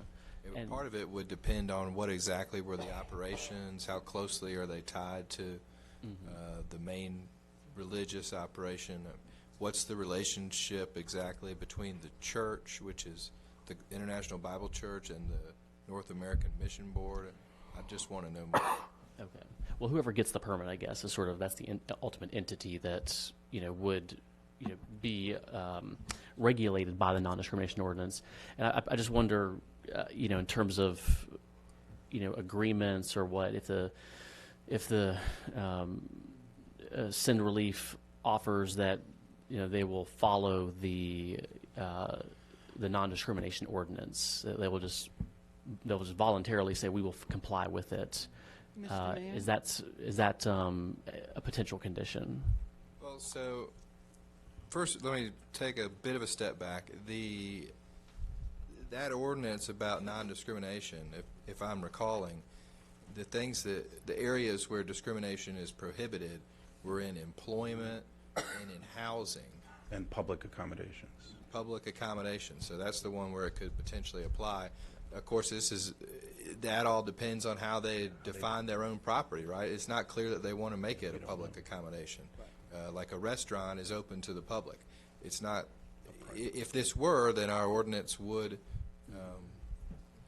require them to do it in a non-discriminatory way. Okay. Now, for your question, I think it's kind of the same answer as Mr. Carroll's question. Any conditions can be agreed upon. I just want to emphasize that they should be not imposed upon the applicant. Okay. No, I was just going to say that to make an agreement about something would be a moot point because a conditional use permit attaches to the land, not the occupant of the land. So even if they turn around and sell it 2 years later, whatever's agreed to, NAM may have agreed to something, but if they sell it to someone else, that conditional use is still there. And the agreement won't be. I just want to ask a final question to our city attorney. So, assuming this is approved, does it set a legal precedence in the future that somebody can buy a house or 2 houses in McLaren and build a soccer field there? Does it set a precedence? So, I mean, legally speaking, not necessarily, or no. I mean, each property is different. Each there would never be another application if this one's approved for the exact same property. And these conditional use applications are property specific. That's the whole thing you're looking at. But that said, I think that it could potentially create an expectation in the community where it might have the effect of encouraging something similar. Thank you. Okay, short question. And this is not a question that needs an answer right now. This is more so a reflective question. One of the questions that was posed at the podium tonight was if we had spoken to youth. And one of the questions, or one of the answers that I would like to hear is why aren't youth utilizing Milam Park for the soccer field? Just something to reflect on, because I know it has been underutilized. I've been looking at them for a long time, wondering why people don't use them. So I honestly would like to know that answer, but not tonight. You don't have to answer tonight. Sure. All right. Very good. All right. Very good. Well, we thank you for your comment for this first item. We have 10 more. If you don't want to give comment or question about the other, you're welcome to leave, certainly. And actually, we'll just take a quick 2-minute break, and if folks need to leave bio break for the council, and we'll just be back here in just 2 minutes.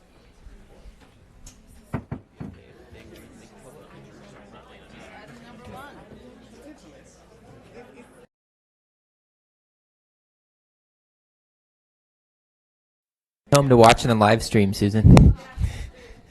All right. First of all, I want to do a better job very quickly of recognizing the people who helped make this possible. So I'm going to ask them to stand. I asked them all to come up on the first row so I could see them, but I see nobody got them out. So Tracy.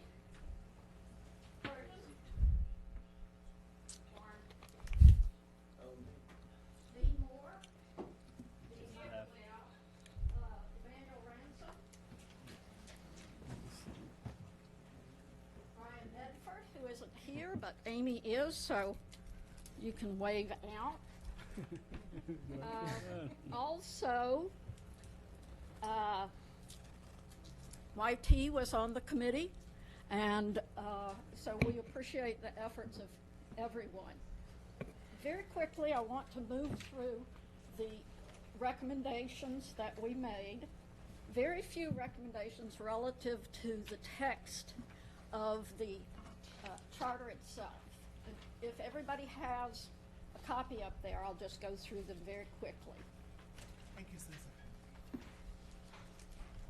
On page 1, under the heading of section 302, organization and personnel, you will see under item C, there's something in bold that had to do with just the codification of a previous change.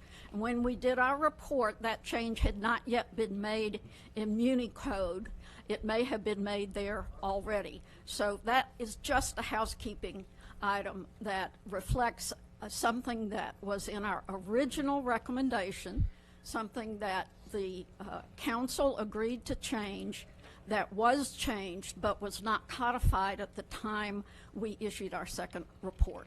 So it is in there, and there's really no need to discuss that particular change. It's been taken care of. Is this that's shown here, this is the amended text beneath the bold line? Yes. Or, okay. That had to do with interim city manager. All right. So to the next page, there is a change, and you will see that is paragraph number 9.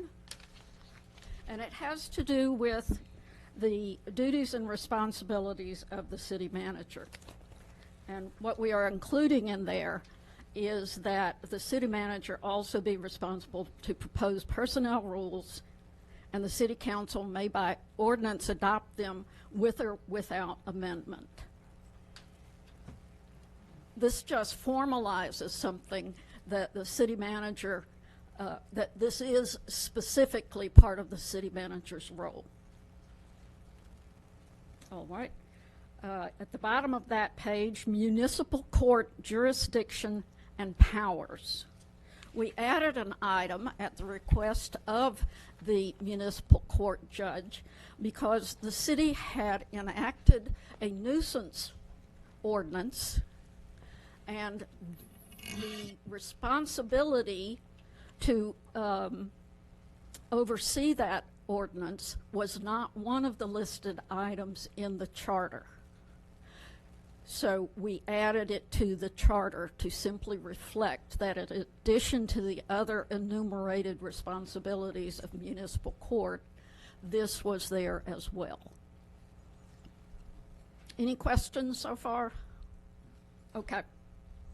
Oath of office is also on that page. It's section 3.11. We spent a lot of time discussing this. We did make one change relative to gender in that first line where we added he or she, and we attempted to do that throughout the entire charter in both our first report and second report. What we did with the oath was simply remove, "So help me God." We felt that, and we looked at other ordinances and discussed this at length, as I said, we felt that this did not particularly strengthen the oath, that just a straightforward oath would be adequate.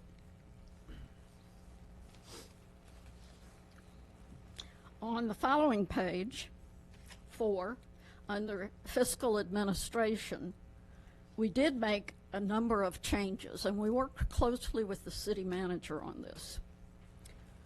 And to begin with, under section 402, city manager to submit annual budget, and the change is including a budget message, procedures for appropriation amendments. So those are the two things that were added. And the budget message is identified in bold as item 2. Basically what this does is identify what should be in a budget message, and it has to do with what fiscal policies would be in place for the upcoming year, any major changes from the prior year, the city's debt position, and other information that would be helpful not only to the council but to the public to understand as a whole what the upcoming budget is about and what it contains. So it's sort of a higher look at the budget so people can understand the major significance of the budget without in addition to going through each program line by line. In addition, changes 3, amendments after adoption. And there are 3 A, B, C, D, and E under that. Again, working closely with the city manager. This identifies specific procedures when there are excess funds to be appropriated after the budget has been adopted for the year. It also identifies means for making emergency appropriations in case there's an emergency in the city that was not anticipated in the budget, so that the city would follow these procedures in identifying what the need is, and once the need is passed, how to restore whatever budget changes were made. C is the reduction in appropriations. So if it is determined throughout the year that the city is not going to meet its revenue projections, this is the process by which the city would reduce appropriations under those circumstances. D is transfer of appropriations. And what this would say is that the city manager would transfer unencumbered appropriations. That means those that haven't actually been committed to a particular program, that he or she could transfer those appropriations within programs in a department, but that it would be the city council that would transfer appropriations between departments. And then finally, limitations.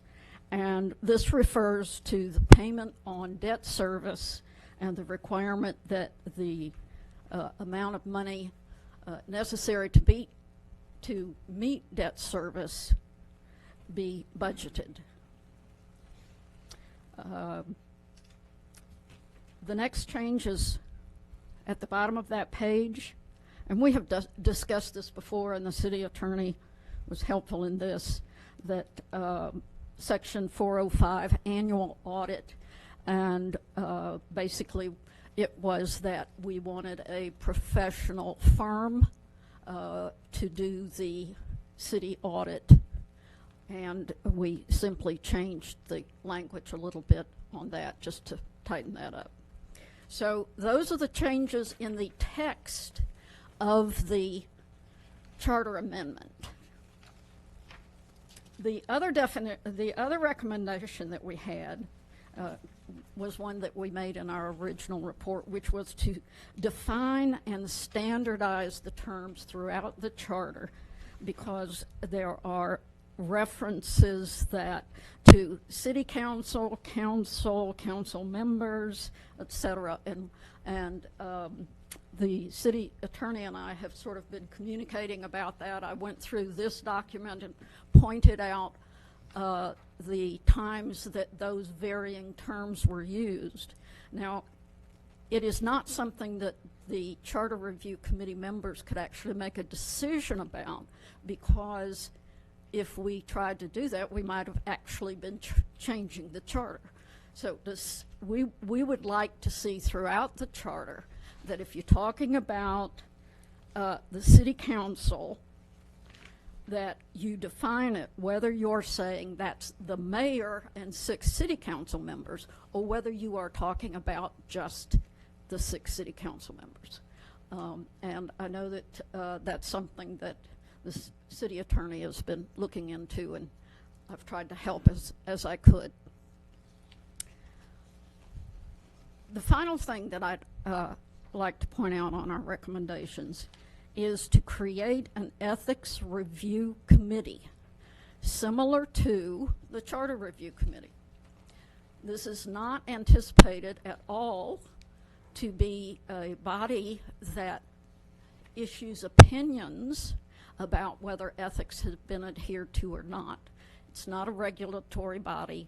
It's not one that has any jurisdiction over ethics. It is one that would update the city's ethics ordinance to make it stronger and to improve the scope of it. And this recommendation would be that council, etc., appoint a body similar to the Charter Review that would look at other model ordinances, and there are a number of them, and see how our ethics ordinance can be strengthened and improved. Most ethics ordinances are fairly narrow and speak only to keeping graft from happening, kickbacks, conflicts of interest, and that sort of thing. But a robust and useful ethics ordinance includes issues related in greater detail to abuse of power, transparency in operations, undue influence, that sort of thing. The kind of thing that would result in good government, not just keeping somebody from getting a kickback on a contract, because ethics is really much broader than that. So let me just ask the city manager, did I misstate anything? Did I get it right? You got them all. All right, thank you. Now, Thank you. questions for me, and if It's not a question. I just want to thank the charter committee members for all the hard work they've done. I went to some of the early meetings, and I know it's a painstaking task to go through all this in detail, so I want to thank Susan and Warren, Mayor Ransom, Brian Medford, Dean, and Tracy. And did I miss anyone? I think that's thank you. NYT, of course. Appreciate that. NYT, of course, for all the hard work. I especially like the removal of "So help me God." I don't think we should try to force anyone that doesn't believe in a God to say "So help me God." So I think if you believe you need divine help to keep your oath, no one's going to stop you from invoking the goddess or gods or God to help you with your oath. But I don't think we should require people that don't believe in God to ask God to help them. All right, thank you. Anything else? Yeah, I've got a question for you or for anyone in the Charter Review Committee. Did you discuss the position and role of the mayor in the charter? Not particularly. And this was the first half of our, I think, of our report. But primarily what we were looking for is changes that were never made when the city went from strong mayor to council, city manager. And we did find a number of those. The issue, for instance, that I mentioned earlier of the interim city manager, we felt that was a leftover from that prior form of government. We looked, we did a lot of research. We read all of the charter as we went along. We considered each and every paragraph, and frankly, each and every sentence in the charter to see if it was consistent with our current form of government, or if there were needs to expand on something to make it more understandable. We didn't address the form of government from the standpoint of whether we should or should not be manager, city council, because that is our government. So no, that's not what I was asking. We can look at 3 other cities near Stone Mountain, Decatur, and Avondale Estates, all council manager form of governments, where the mayor position is different in every single city. And so I guess the question is a general question. So you didn't talk about the form of government, but did you look at the role of the mayor as a member of the city council? Any discussion on that? I'm going to ask if other committee members would like to speak to that. And I'm not a committee member, but I can answer questions. Okay. All right, let's go ahead, John. What's your opinion on this matter? Brian Menton would sit there with his laptop and look up other cities, and how theirs was structured, and so they did look into it. Whether or not what they settled on as compared to all those, there's no recommendations on. But they absolutely looked into it. Okay. And so when you said the first half, do we want the review committee to keep operating? Is that what they're asking? You want to do more work? One of the things we realized when we went through this is that it should be done on a regular basis. And so I think that it would be good for council to, within the next year or two at the most, do this again.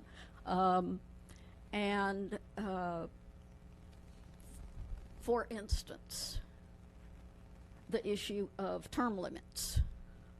We discussed that at length. Decided not to make any changes.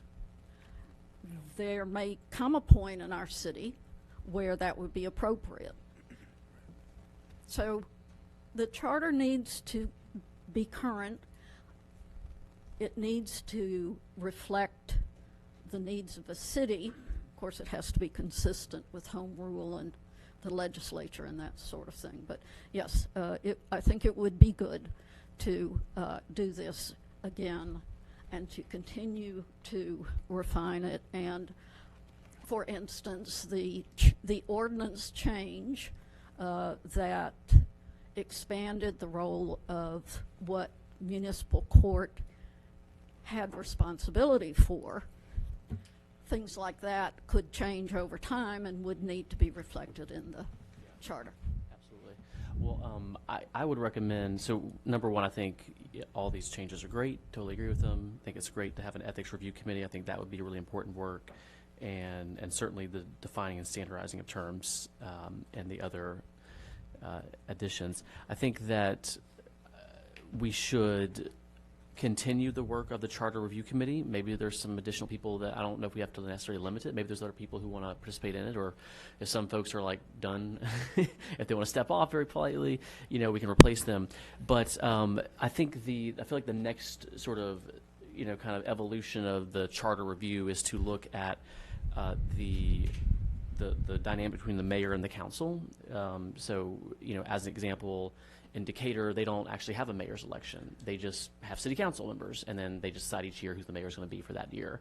Right. And we discussed that. Yeah. So I think that's worth getting a little bit deeper into because that coupled with the fact that mayor, council are at large in Clarkston, we now have 2 voting precincts. You know, I think there's some interesting discussions about, or I think there's some interesting changes that can be made that would, you know, just make it more clear. And one example would be the agenda setting. And I know we've talked about this in the past about, you know, not having, you know, if you're not going to have a work session, you know, don't just have a council meeting with an agenda, right? Especially at the beginning of the year, for instance. And so, you know, it would be interesting to see and to discuss how the agendas are set, and is that something to put in the charter so there is no confusing? Because right now it's sort of we're going back to an old resolution we passed in, you know, 2015 that said 2 council members, you know, can add items to the agenda, right? But that's just the resolution. So I would recommend that if y'all are willing to do it, if there's other people who want to work on it, take on the elections, take on the mayor council sort of specifics, and then, you know, come back. Now, on the issue of the agenda, setting the agenda, whether that is something that would be appropriate for the charter is a question that the city attorney would want to add in. But one of the things that would be especially beneficial for the city is for the members of council, elected officials, to have written procedures, because there aren't written procedures now about setting the agenda, how that's done, etc., making exceptions, adding things to the agenda. All of that is done by sort of historical basis, but it would be certainly beneficial, I think, to elected officials and especially to citizens to be able to rely on written procedures for how the council and mayor conduct business. Yeah, absolutely. We do have written procedures. the clerk has them, but we can certainly, if you want to review them, if there needs to be clarity on it, but we definitely have written procedures for that, because Tracy reminds us every month about the rules. And other things as well. Yeah, absolutely. Okay, very good. Yep. I do have a question. These changes, are these like already incorporated in the code? We have to vote on these, and are we do it as a block, like all of them, or are we going to do it line by line? Question for that gentleman down there. Yeah. Right. So the way a charter amendment is accomplished is by passing an ordinance, at the same ordinance at 2 consecutive regular meetings. As far as whether they should all be included in one or not, that really depends on the level of consensus on the council.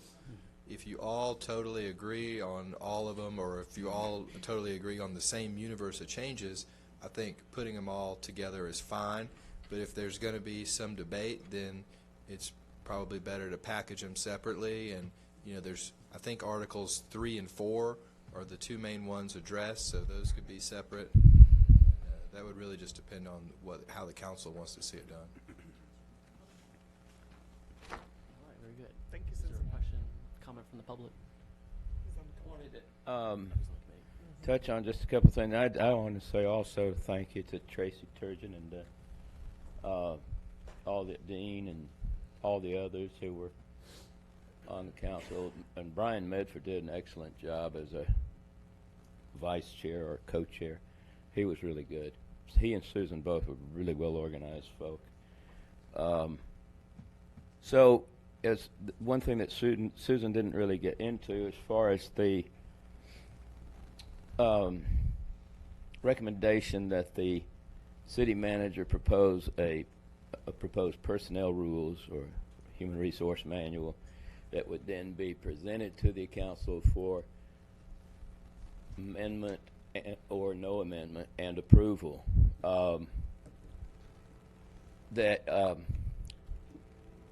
That was intended to make the public more comfortable knowing where their dollars are being spent, because we've had a couple of instances, and most people in here probably know about them, the ones I'm speaking of, where unlimited accumulation of vacation and sick time allowed one particular employee to walk off and retire with $150,000.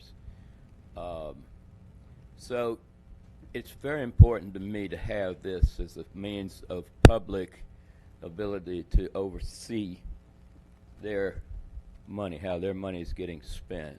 And I tried to do this when I was on the city council. I made mention of the fact that we needed a financial review committee.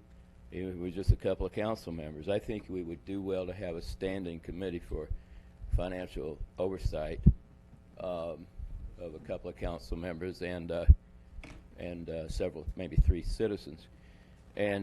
But I was shot down for that. I was told I was interfering with the staff. They even tried to get me to resign after that. I didn't do it. And so I think we need, the abuse has been manifest. We've had a couple of employees walk off with tens of thousands of dollars, and one of them was over 150. We don't want that. And so the city manager being commissioned and being made accountable to come up with that review that is then presented publicly to the council, that the council will then publicly vote on, and that the citizens will be there and observe, I think is an extremely important change that we have offered. And I like them along with all the other recommendations. I still like to say, I swear on the grave of my grandma.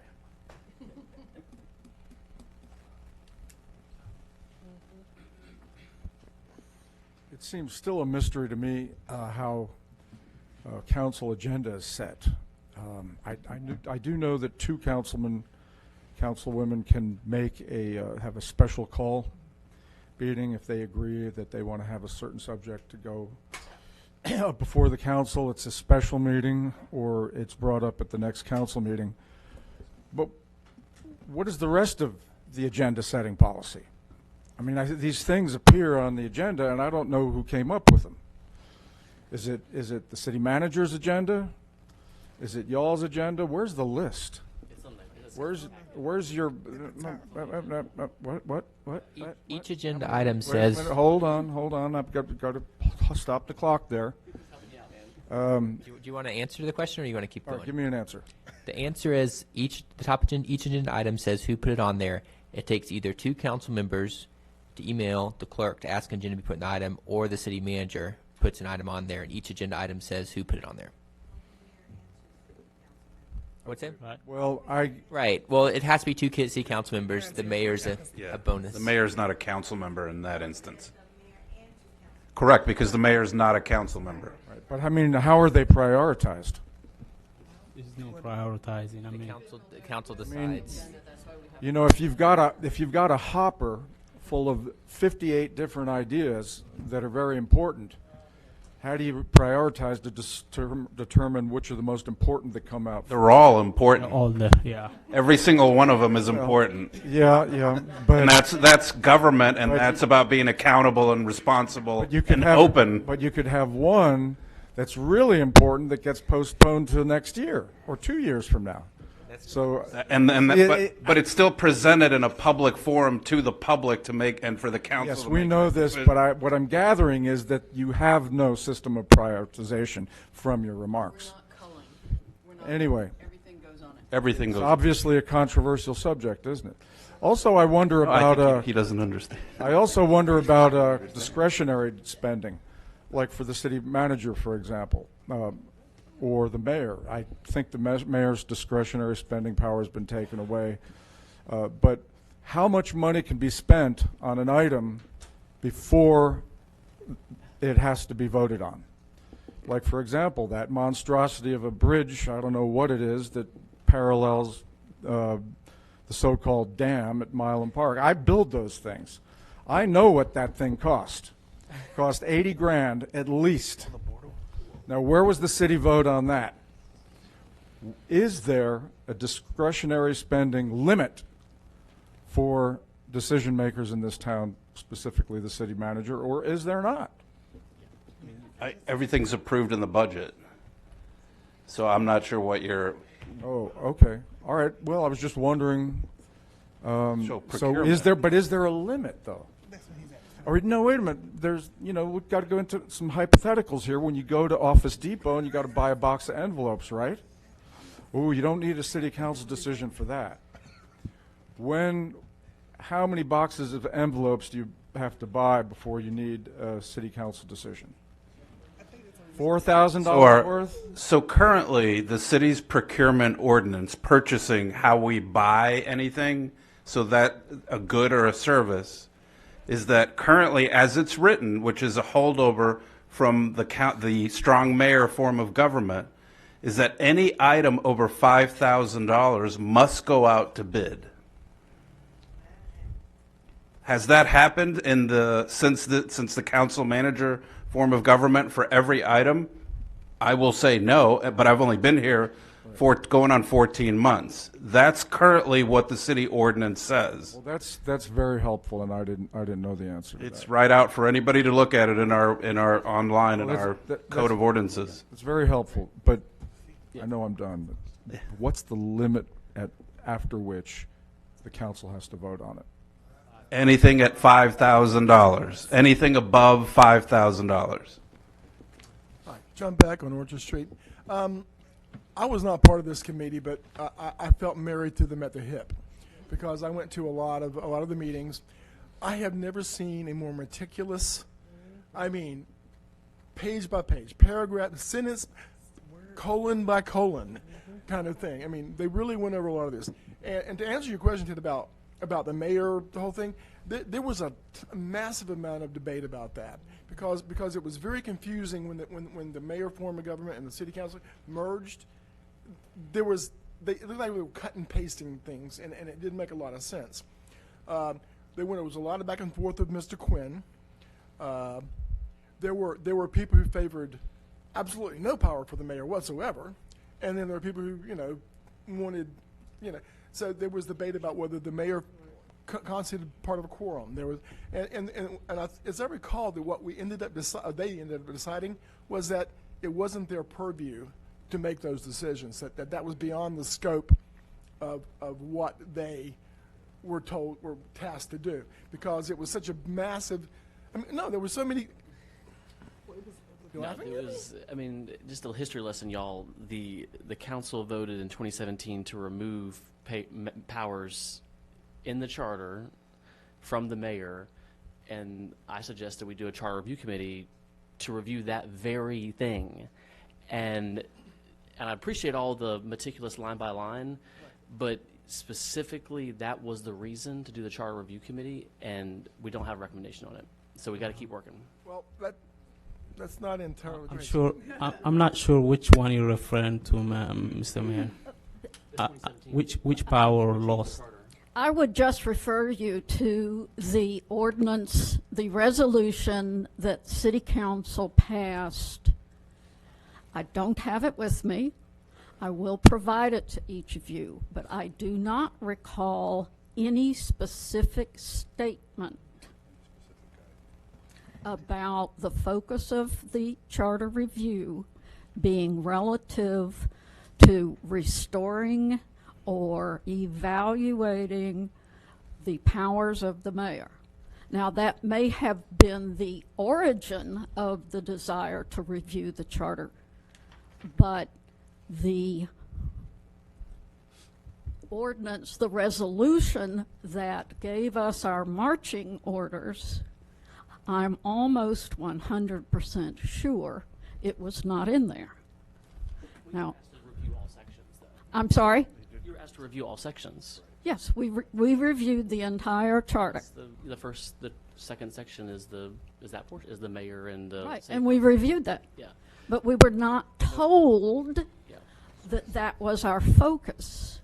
And I want to add that our review, because we're getting into a little bit of a touchy area here, our review was apolitical. Right. In the extreme. We sanctioned no discussion of a political nature, nor individuals.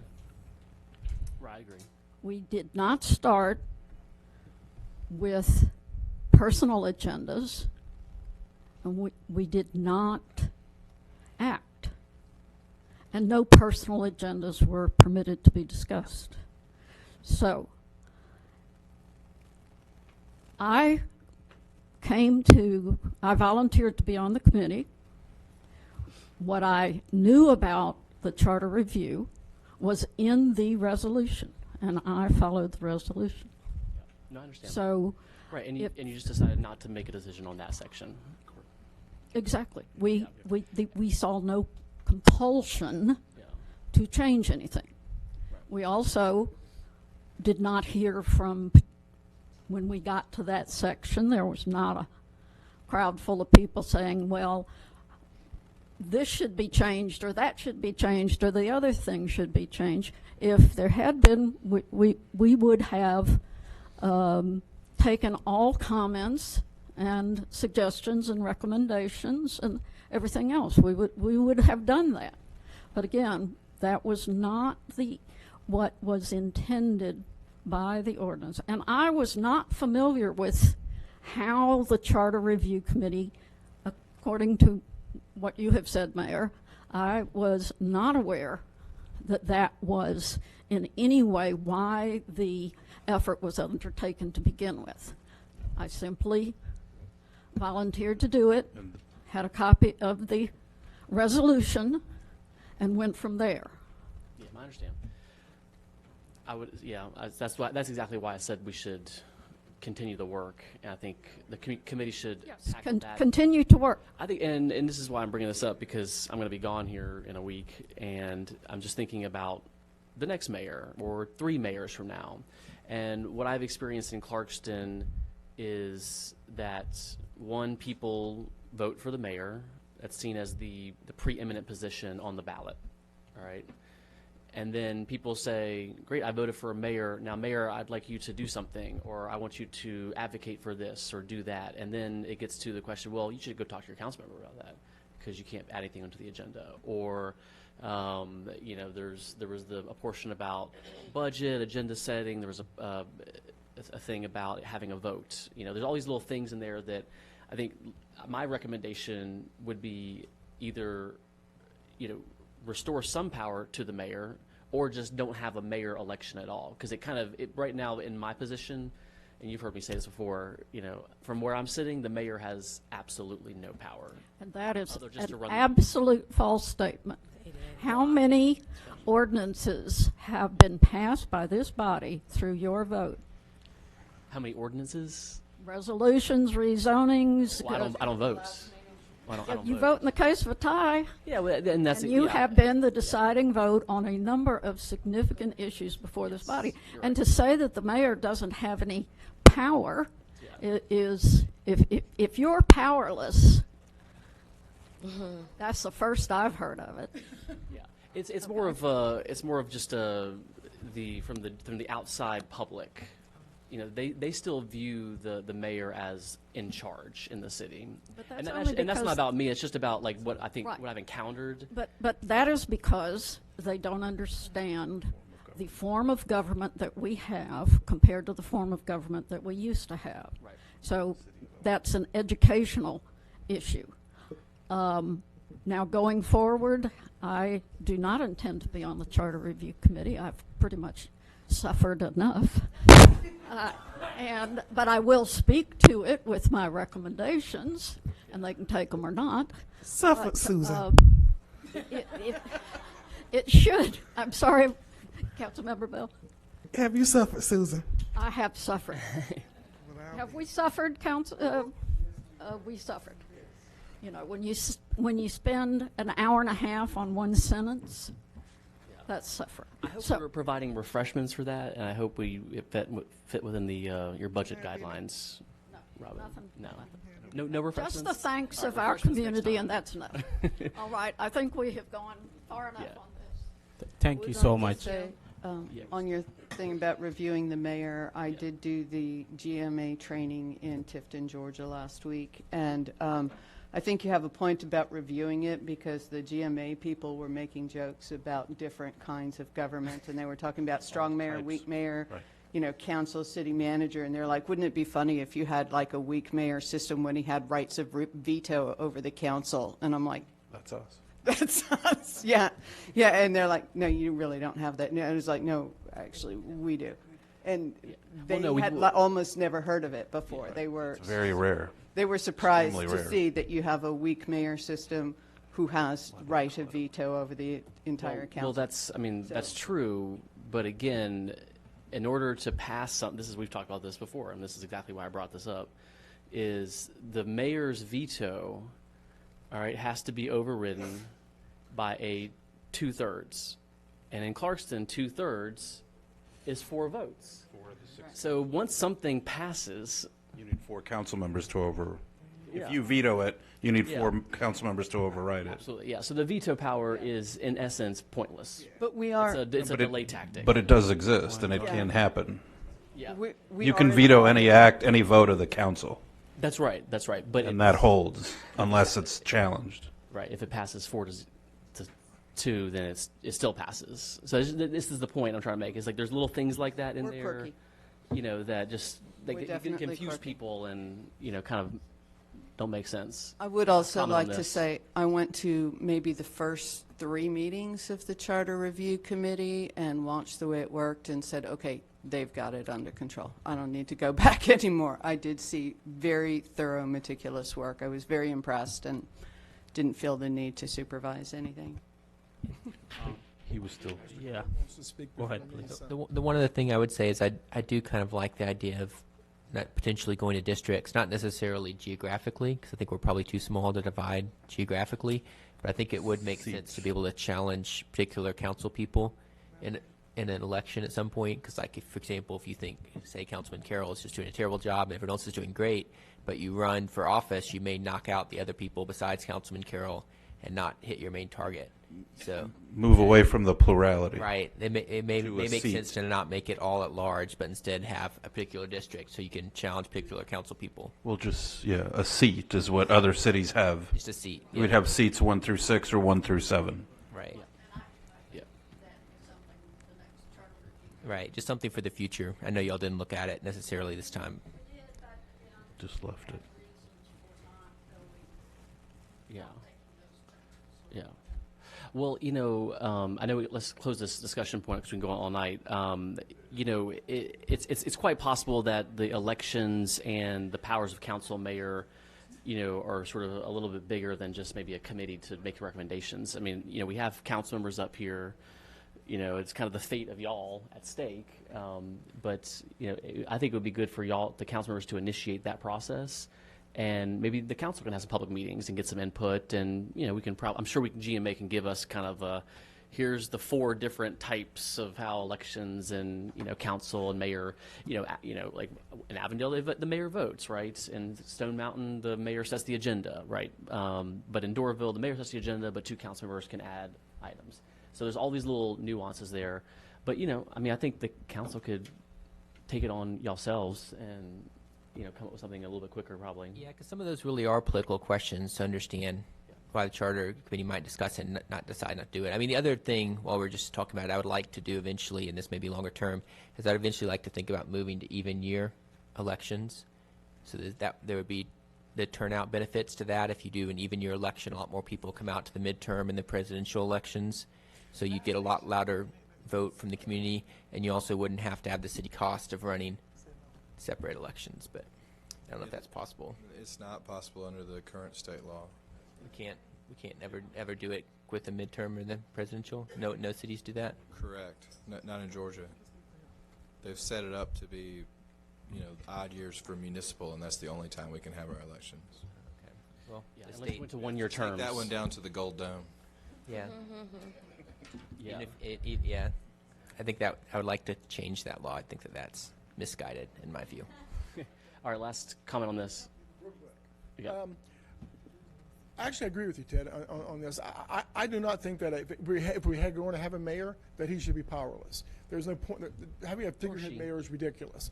What those powers should be is, I think the committee basically, after talking to Mr. Quinn, I think, did not think that they had the expertise to make those decisions. And that's why there was no definitive answer to that, because there was a lot of debate about it, a lot of discussion about it. I don't know the answer. I'd like to look at maybe a dozen examples of different places, see what they do, and But I agree that something has to be done. It needs to be done because it's very ineffective what we're doing now. I mean, even deciding whether the mayor was part of a quorum was a big, of course the mayor is part of a quorum, but apparently he's not. So, but thanks. Okay, I mean, Osman, I want to ask, in the charter committee, they cannot have refugee or immigrant? On the committee? Yeah. Oh, absolutely. Do you want to be on it? It's open. So I have to bring some people to. I'm going to talk to some people who are very educated. You want to be on the ethics committee? Yeah, not me. Not me. I have to bring my Let's group. make sure the ethics review committee we get a good diversity of our residents. That is the way I think Maybe it will some be from the good. Clarkston Speaks program. Because we cannot Build up. depend by Americans by themselves, and their immigrants are here and refugees are here. We want to work together. Excellent. All right. Next item to discuss is the item E4. That's the standing advisory committees, and so the council members have the vacancies based on the last assignments, and so the goal I think at the council meeting next week is to either reappoint, shuffle around, sort of pick your committees, and so we have vacancies obviously because of for Deborah and Laura joining the council. So anyone there's a vacancy for public safety and housing right now. Does anyone want those? Switch them around? And Any strong feelings transportation. about those? There's a vacancy also for transportation. Okay. Well, those are open, so you're in luck. What's that? No, it's not part of that. Okay, I just need to. So we have. You have the list of the standing committees Point of are in order. the agenda. I wanted to make a point of order. I thought that at the beginning of the year that all the positions were open and all of the committee chairs are open, so it's not so much what's open, it's everything is open and then you pick. Okay, I just wanted to make sure because that's what I not said, how it we was can- presented. Yeah, that's Okay, what I thank said. you. We can shuffle things Everything's around. open. Yeah. Yeah. So. Always switch around. It's not. Yeah, so that's why I brought it to the council's attention, is because Right. we didn't do it in January when Laura and Deborah came on. So everybody gets a committee. If somebody doesn't want to be a chair, you can not choose to keep your chairmanship or chairwomanship. And you can switch and still whatever committee you want. I'm willing to move. Jamie, are you willing to move? I kind of like housing and legal, but Well, I think we can You're not the just chair. communicate this Legal. through email, and we can. yeah. Okay. I So would in the like next. to make a suggestion that I think we're missing a committee. I think a city of our size definitely should have a committee on equity, inclusion, and bias. Well, see, there's a whole nother process of creating another resolution to add that standing committee. So we're going to assign these first onto this one, and then if you want to go back and add another, you're more than welcome to. Okay. Yeah, we picked 6 Right. because 6 council members. 6 council members. Right. I think what she said is important, and when I think about it, there is one of the standing committees that is really not functional, or at least we could change its nature, which is the budget and finance committee, because budget is set by the city manager, so there is no really point on having a budget committee. So maybe we could put that finance and equity, or whatever, I don't know, whatever that you want. Maybe we could just rename that, and because we had a marketing and intergovernmental relations committee that was changing its name to civics or something. Civic innovation. Yeah, so we can still change the name and just. So I think the whole purpose of the budget and finance committee, though, was pertaining to the city's budget and like taxing policies and collections, and not necessarily the actual physical budget. But Hassan, if I'm not incorrect, used to go through it to make sure that there weren't any errors or bring it back to the city manager's attention, or come up with tax policies based on that committee. Because remember, the whole purpose of the standing committee is to formulate policy recommendations. And he can still do that. I mean, he's a council member. No, but I'm talking about the functionality of the committee. Never had a meeting. Not in the time that I've been here. they met when they discussed the council and the mayor pay, and then they did a comparative study of what the other jurisdictions had done, and I think they took some of the work that charter committee had done on that. That was the one meeting that I'm aware Yeah, of. I mean, I was there, but the thing is, what I'm not sure about it is the budget component of it. I mean, it's not a budget committee.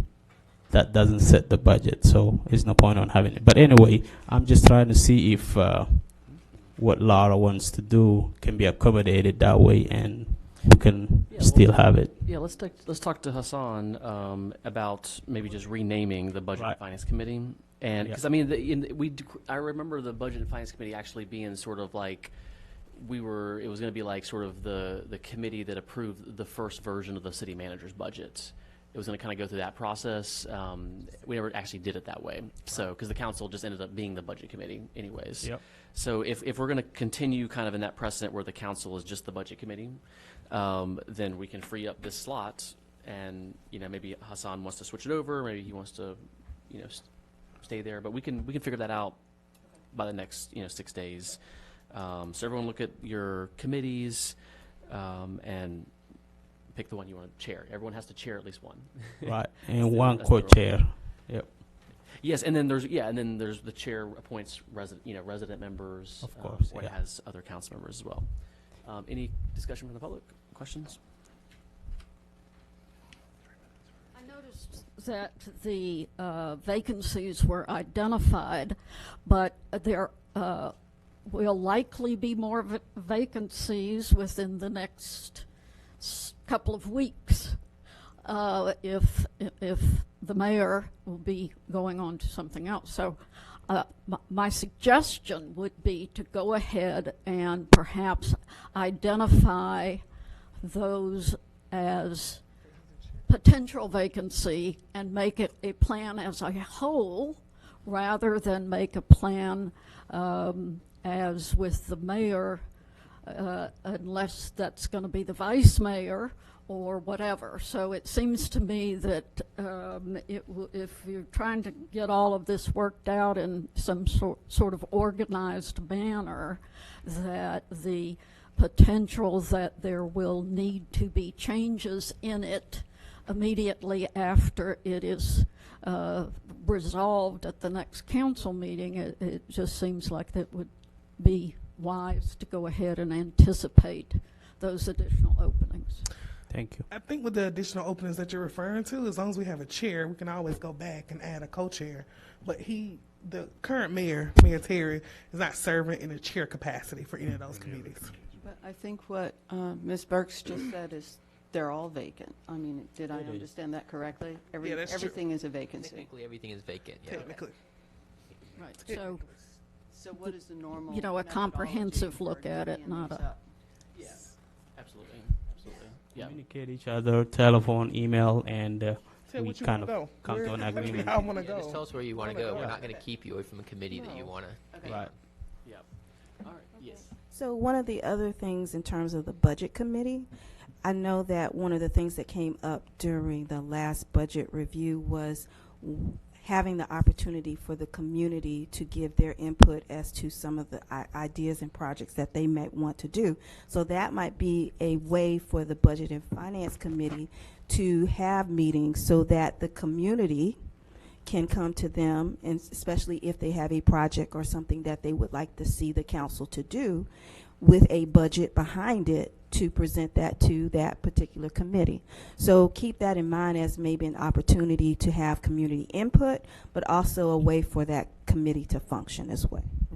Because the other pieces from that, that's where the $15 an hour, with you making that in terms of you were the one, Council Hassan Council Wet, to come up with that idea. So that, but that was when you were on that committee as well, as from the discussions.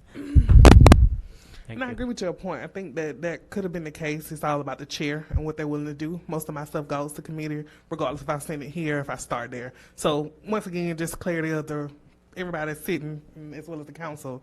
It's really up to the chair how much work you get in your committee or how much work you don't do in your committee. So stay active is what I'm Also asking. the co-chair. I mean, the co-chair can.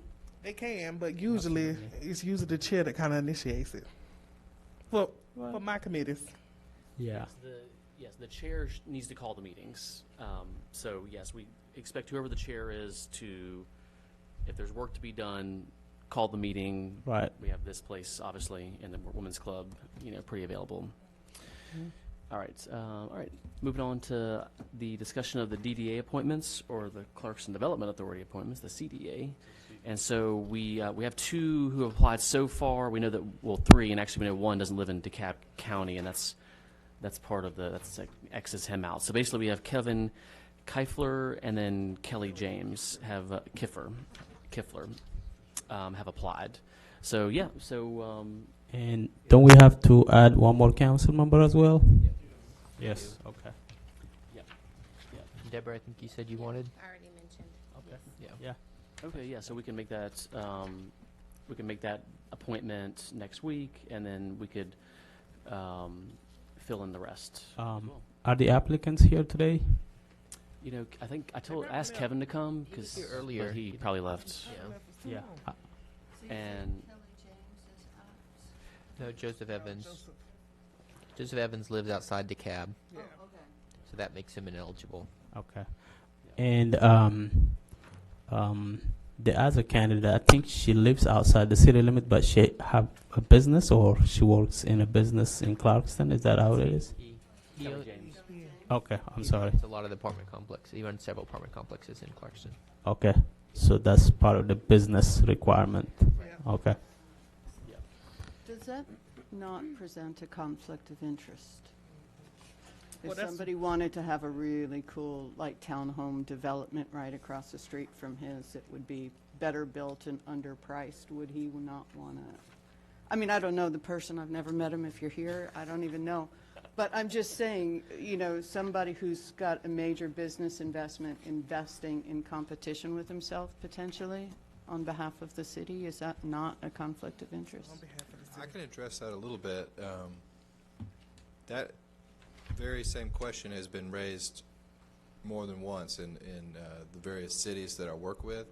And the Georgia state law, of course, ours is slightly different because we have a specialized DDA that was created by a local act rather than under the general law. But under the general law, it very directly says that what we might call an apparent conflict is not a conflict, and that basically that it's desirable to have the business people from the community on the DDA. And so the state of Georgia has sort of determined that that's not a conflict, at least from a legal perspective where they shouldn't be allowed to participate or be on the board. Stephen, can you explain the function of the CDA in comparison to the work that it does with the city? Well, its basic function is to promote development of the downtown, which it can do both by interacting with potential businesses and existing businesses. And once it gets up and running, it has the ability to act to spur development, both by financial mechanisms. The DDA can do certain financing for projects that the city government itself cannot do under Georgia law. And also the DDA can act in a way that the city cannot, as far as it can act in a way that's in between sort of how a government and a business operates. For example, the DDA could hypothetically encourage businesses to locate to the downtown by owning a building and then leasing out the units within the building at less than market value just to bring businesses into Clarkston, for example, whereas the city couldn't do that. We have to get a fair market return for our assets. Yeah, everyone who's on the DDA will take the DDA training, and you'll learn a lot more details on this. I would say that, you know, it's a body of 7 people, and, you know, if one member is like, we got to do this project because it's going to benefit me, hopefully the other 6 members will say, you know, go kick rocks. You know, we're going to make a decision based on the whole, you know, community. And ultimately, you know, if you have 4 members of the public and 3 council members, I think that's pretty good oversight. But, you know, that's a good point. We should, you know, certainly, you know, ask the applicant, you're not doing this to enrich yourself, right? You're doing this because you want to support the city. We would have to recuse ourselves from a vote like that where we could have a substantial competition or economic. Right. Because I think that is. That's in the ethics code, I think. Yeah, because I think like that's a good point you make, that if, you know, for example, a new townhome or new apartment wanted to come in nearby one of his apartments, it could arguably compete with it. So I could see that argument. I guess I would hope the other 6 members would take that into account. Right. I trust the other members that we've appointed so far to take that into account when they decide. Is he one of the people that spoke against the ordinance on non-discrimination based on source of income? I know people from, he is, isn't he? Mm-hmm. Yes. This person, Mr. James. Mr. James did address the council on the subject of encouraging the council not to do a non-discrimination based on source of income. Yeah. And Mayor and Council, just so that I think, and also for Stephen, we need to clarify a little bit. The act that was adopted by the General Assembly specifically lists the Clarkston Development Authority. So it's not specific to just downtown. Yeah, city limits. It's the entire city of Clarkston. So it's the CDA, Clarkston Development Authority. Right. Yes, thank you for that. Just to clarify. I just want to add that it really was more of that his opposition was because of the cost involved with accepting vouchers. Not really. I don't think that he wanted to discriminate on people, but I think he just felt like that would create an economic burden to the management companies or whatever. But anyway, I had another question. So we have a meeting on Thursday, I believe, and of DDA. But is this meeting going to be open for public? I think all their meetings are, right? Have we advertised it? No, that's why I said that we should hold off on having a meeting until we have all the members. Well, that's because we haven't had enough time to publicize it to the public. Public records. So I understand what you were referring to. And we're about to fill the rest of the slots. Okay. I'm just addressing our concern. So are we going to go ahead and do it? We could just meet informally, maybe. Does it require to meet the open meetings requirement? Yes. So it's got to be advertised 2 weeks in advance. Yeah, and we haven't followed So we can't. That's do all it. right. Okay. It ain't 2 weeks. No, it's it just needs to be 72 hours. Yeah. 24. Technically. Yeah, I'll just hold a meeting after next week. Yeah, we can do All that. right. That's fine. Okay. All right. Any comments on that? No. Seeing none. All right. Next is the discuss the potential moratorium on storage companies, gas stations, and I think what we wanted to put here is just dollar stores, not actually the name. Well, of actually, what we want to put is small box discount stores. Small box discount stores. Yes. Okay. We'll It's make in the reflect agenda that summary. In the agenda. Yes. Okay. Good. So, Councilman Bell. Somebody said something. Yeah, that's your item. Oh no, I thought somebody asked me something else. So that is my item. I wasn't ready. So essentially, this came about because if you look in your agenda, it clearly states how many of the small discount stores that we actually have, as well as gas stations and storage units. Right now, I think we have 7 gas stations. Yes. And that is, Tim, Mr. Gomez.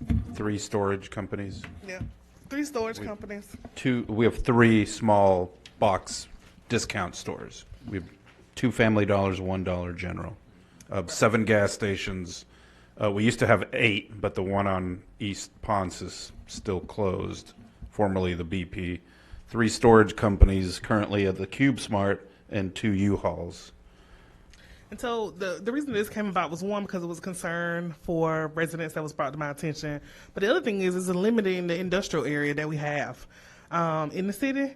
And the fact of the matter is most of that space is used for residential space. And so the other thing is low-income families, like, you can't get nothing nutritious from those small box discount stores. And so there's not a lot of quality fresh fruits and vegetables in the city. And so one of the things that came to mind was conducting a study so we could figure out how can we use our land that's going to be economically benefiting for the whole city of Clarkston. And so having a moratorium for a certain amount of time on those stores and on those utility sites of more or less than 10,000 square feet, but doesn't include would be beneficial. Less than 10,000 square feet.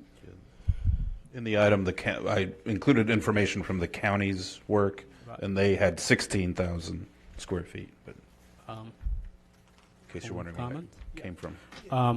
I definitely sympathize with the idea, especially with dollar stores and storage facilities. But I am opposed to the idea of putting a moratorium on gas stations because of the fact that we already have stopped issuing license for packaged alcohol. So I don't see a point of putting a moratorium on gas stations because I really doubt there will be any gas stations coming here and not having an alcohol license. So I really don't see why we need to put a moratorium on gas stations. I'm kind of not sure what's the rationale behind it because they can't already have alcohol permit anyway. So there's no way that we're gonna have even package stores. I think we should just leave it open. I mean, leave it to the markets. But dollar store and small storage discount stores. Yeah, I mean, whatever you want to call it, that's fine with me. But I've just got issues with this will hurt with possible small businesses who want to start in our city. and we already have put policies in, like in reducing the harmful effects of, for example, alcohol. We already did that using the, no more license for package stores. So, but if somebody wanna, I think, still open a gas station with who want to sell something specialty, I think we should not stop them. I mean, that would add value to our city. I have a strong feeling. If somebody want to open a gas station where he want to sell fresh fruits and vegetables, I think that's a great idea. But I'm just saying, we just should not be putting a moratorium. Thank you. Well, I think yeah, I totally agree with the. I think you're on to something, Vice Mayor, because that's right. A big, the C stores, as they call them, they make money off cigarettes, alcohol, and then gambling machines. And so the thing that I would worry actually is that you're right. They won't be able to make money from alcohol because they can't get the package license. But it might mean they're going to definitely have the gambling machines, which we know are we cannot regulate, deleterious to our community. I haven't looked at the report lately, Tracy, but the last one I looked at was almost $1 million was leaving Clarkston every month in those gambling machines, $1 million. And so if they're, I think that we should be a little creative about like talking about what kind of businesses and what kind of opportunities we want to create with the remaining dwindling land that's in Clarkston, because it's getting picked up as we've seen the last few years. And that's my concern. We have limited land. We have limited industrial space. We don't have a grocery store or grocery stores on both ends of the city that actually provide adequate quality fresh fruits and vegetables on an ongoing basis. By show of hands, how many people in the audience actually shop in the city of Clarkston? She said the audience, but I'm going to raise my hand anyway. At a grocery store. I go to Thrift Town and Superfresh. So 4 people out of 1, 2, 3, 4, 5, 6, 7, 8, 9, 10, 11, 12, 13, 14, 15 people. Mr. Kaiser, you hear a lot. You should shop here. 15, so 4 out of 15. That is my concern right there. I have a question. Yeah, exactly. YT, do you have a time frame for the memo? So I haven't thought that far into it. So this item actually is going to go to committee. Once we establish who's the chair, whichever committee, I think it needs to go to the committee and get even more input from people. I've heard from people that came to the committee and said we have too many, but we, like somebody mentioned, we need to be innovative about like what we put there, and that's the whole purpose of the study. So right now I'm talking to 2 professors at 2 different universities about how can they assist us with a study of what we can utilize for those spaces in the future. And that's what I'm thinking about. I'm thinking about past, 10, 20 years from now. What is Clarkston going to look like, and what are the needs? Because the reality is we don't even have a pharmacy or a minute clinic for those individuals that don't necessarily have. Pharmacies, yeah. 2 or 3. Well, we don't have a minute clinic is what I'm referring to. Well, there's a clinic on East Pond. No. Minute clinics are different. They're completely different. She wants a CVS. I do. Okay. Gotcha. Well, or hypothetically. Yeah. Yes, moratoriums. What are they, and how can we do them? No. Well, I did want to weigh in on that briefly. Please. As we learned in the recent moratorium against demolition, if we want to place a moratorium, we need to act before Somebody we're applies. aware of a specific entity that's interested. Oh no! Tell me someone hasn't applied for a gas station. As far as I know, they have would not. not. So that's the whole. I mean, what we're talking about here is zoning. Right. These are zoning decisions.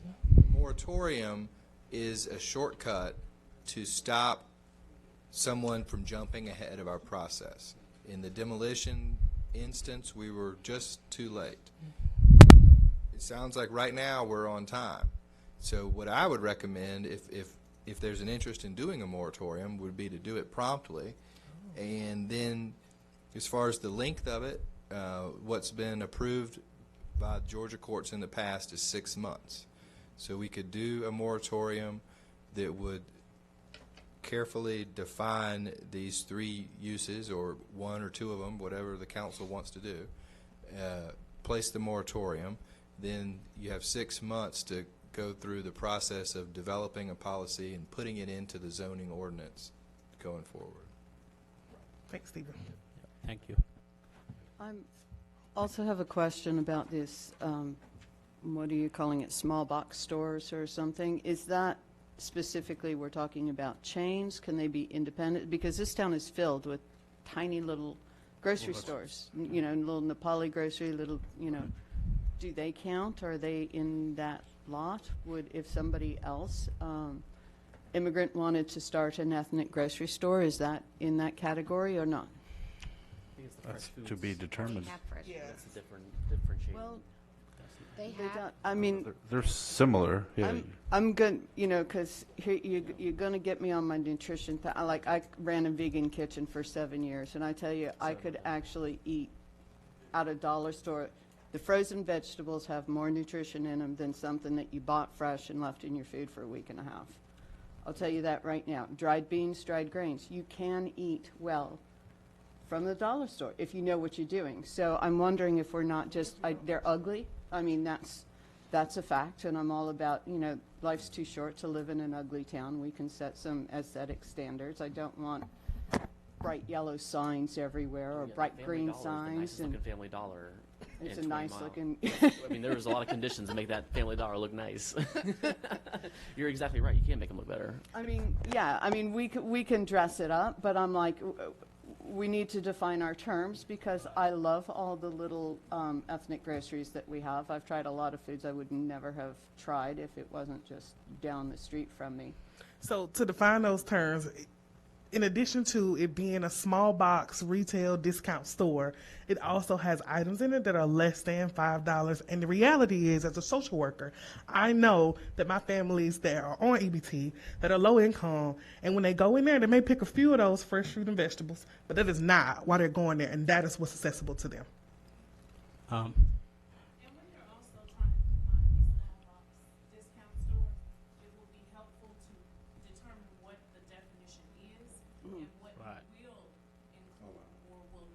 Right.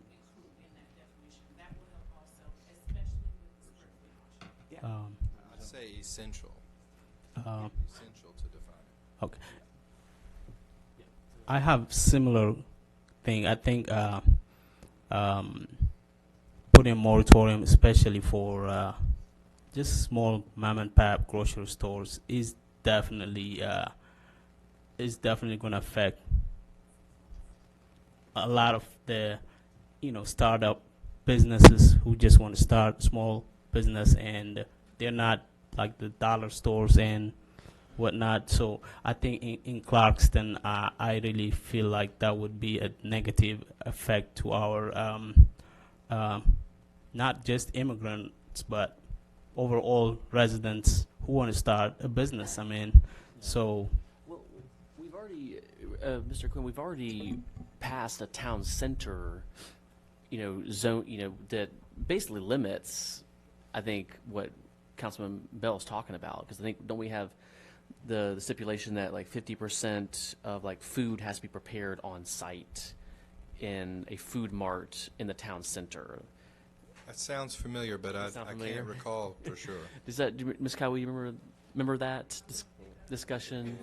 Because we basically what we discussed like 3 years ago was, you know, there are a lot of food marts, and in one of the LCIs or comp plan meetings, it was like we want more restaurants in downtown. So that was kind of like sort of the kind of pushing food marts to say, hey, you know, start offering food, like fresh food or like cooked food, like a restaurant or a meal or something, as opposed to just a grocery store. So we did pass that, right? Am I remembering that correctly? I think so. Okay. So anyway, I just throw that out there because that's a different line of thinking. It's not like banning them, but it's kind of sort of, you know, pushing it through more options maybe. But, you know, that's kind of our prerogative. The ability to ban chain stores, is that something that's within our realm? I don't think so. I really I know think. they did in Little 5 Points. Well, that would be like an architectural thing. So, you know, maybe, I don't know about the Little 5 Points. I think something that could be considered and would be legal would be aesthetic requirements for design of new businesses that would not accommodate, the Golden Arches, or pick your example. But I think that we run into some legal problems if we start discriminating based on the ownership of the business, basically, whether it's a local or you can't say that a individual or a Georgia company can have a retail business, but a national company cannot. That's definitely illegal. Yeah, unless they're a business that discriminates. Do you think we'd have a hard time discriminating between, like, say, the Poly grocery store and the Dollar General if they were roughly the same size? Well, my concern about this ordinance, or proposal, I should say, is that we need to be very careful about what it is that we're banning temporarily. And we need to define it in terms that are addressed solely to what's carried on at the business rather than who owns it. So I don't know how we make that distinction from the Nepali store. I mean, I haven't been there. I don't know what they offer. And the Dollar General, which I also haven't been to and don't know what they offer. So I'll need some help on that. But, yeah, we don't want it to be based on their ownership characteristic. Yeah. Well, Councilmember Bell, do you want to take this item to committee to figure out what the moratorium might include? Or are we trying to get a moratorium and then do the review? Just to jump in real quick, since there were 3 things mentioned, and it sounds like only one of them is in question, we could proceed with the others and have this one be studied more. Yeah. The storage companies pretty much, not gas. Those are easy to define in terms of what they do, obviously, and it doesn't present those same issues. As someone who, upon hearing that we might get another storage facility in Clarkston, said, let's do a moratorium, and we never did it, and then we got Board Cube over there, a year already later. Applied by that time. No, they didn't. It was just being talked about. I remember, me and you got an email chain going back about that one. But we're good on storage units. Like, let's go ahead and do a moratorium on that. And, maybe if gas stations is still, we need to discuss that, we can hold off on that. But definitely storage units, because, they're just going up everywhere. Americans love keeping things around, and we're cheap property for them to buy more industrial or whatever area. So that's my 2 cents. Okay, I'll take the other 2 committee, and then I'll follow with you about language. Yeah, I think this. Yeah. All right, so I'm okay with storage units and gas stations. I just don't want to throw out the baby with the bathwater on the small stores. Okay. All right, absolutely. All right, we'll work on that. Yes. Because we got to figure out. I would say, okay, one, the small grocery store is not the same as a big chain discount store. That's sort of a straw man argument. So I would be very careful about clouding that water. It's very clear that a big chain discount store is completely different. And I think we do need to put a moratorium on those. Those are predatory toward all low-income households. That's been shown with all kinds of different economic studies. So I would totally support a moratorium on those big chain discount stores. The other thing I think would be good is a moratorium also on the gas stations and the storage facilities. To do that now means that while we're sorting out the language and the details that could potentially lead to a zoning change or a zoning alteration in committee, to go ahead and put a moratorium on those pauses an application so that nobody interested would get involved until we had that sorted out. So I would encourage you to not let this go to committee and sort of die in discussion, but to at least give yourself 6 months to then discuss the details in committee and then come back either with an extension on the moratorium or come back with a more formalized plan. Because I think banning these things is great for our city. We definitely don't need more public storage, and we definitely don't need more gas stations, and we definitely don't need more predatory big box stores. Those are pretty clearly defined as to what they are. So I changed my mind. I'm just going to consult with Stephen, and we'll make the language. One thing we can do is, I'm seeing from this AJC article that DeKalb County has an ordinance and Stonecrest has an ordinance, so we can check their definitions and see how those might work for Clarkston or might not. Okay. All right, well, if we can get the language together, then we can bring this up at the council meeting next week, and if we don't have it figured out by then, we can table it. But thank you for working on that, Councilmember Bell. All right. Oh, yes. Yeah, Mina. okay. And I'm concerned about this, resident of this community, because I don't think we need CVX here. Because CVX is very expensive, first of all. I went to one day to buy a what you call a Splendor. A small packet was $6.75. A packet of Splendor. A Splenda. Splendors. $6. A box Yeah. of it, yeah. Not one package. Their all cosmetic is very expensive. Their medication is very expensive. So I don't think this community, most of them, they are low-income people. And the new refugee who does not know what is a CVX, they are used that what you call global pharmacy. If anybody in this community, they don't have even insurance or money to buy, they give them a free medication, even 1 year. They don't care. So I don't think we need all those pharmacy here, because our people will, they don't have enough money, and they can charge you what you call this Medicaid Okay. in a very high price. Yeah. Prescription medications are very expensive for a lot of people. That is so true. All right, item E7 is discuss the community benefit agreements, which... So this will be quick.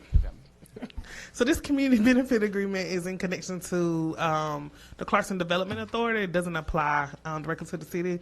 I've spoken to the members of the CDA in regards to it, and essentially it's just going to be in the policies and the procedures that when we're talking about the CDA and recruiting people and business to come here, we want to make sure that we're inputting the community benefit agreement language in there, because we want to make sure that they pay attention to making sure that they're investing in Clarkston, whether that is with 10 to 15% of the workers that are doing the actual work actually coming from Clarkston, as well as having a good understanding of the studies that we've already conducted and like what the residents of Clarkston indicated that they wanted. So this doesn't necessarily apply. This will be something that we'll discuss in the Clarkston Development Authority.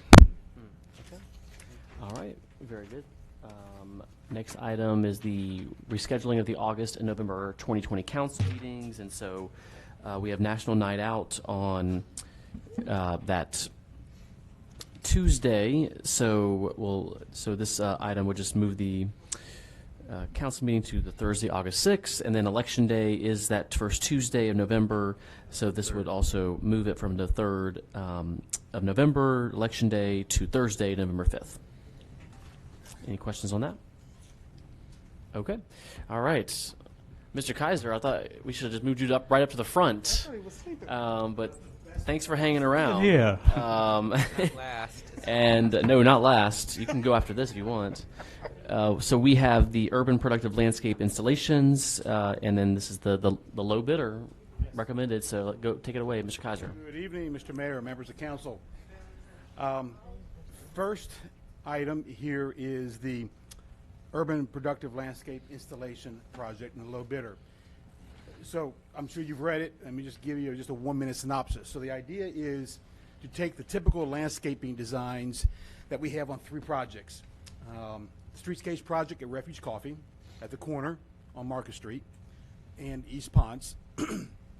We have typical landscaping kind of plantings in Friendship Forest. Excuse me.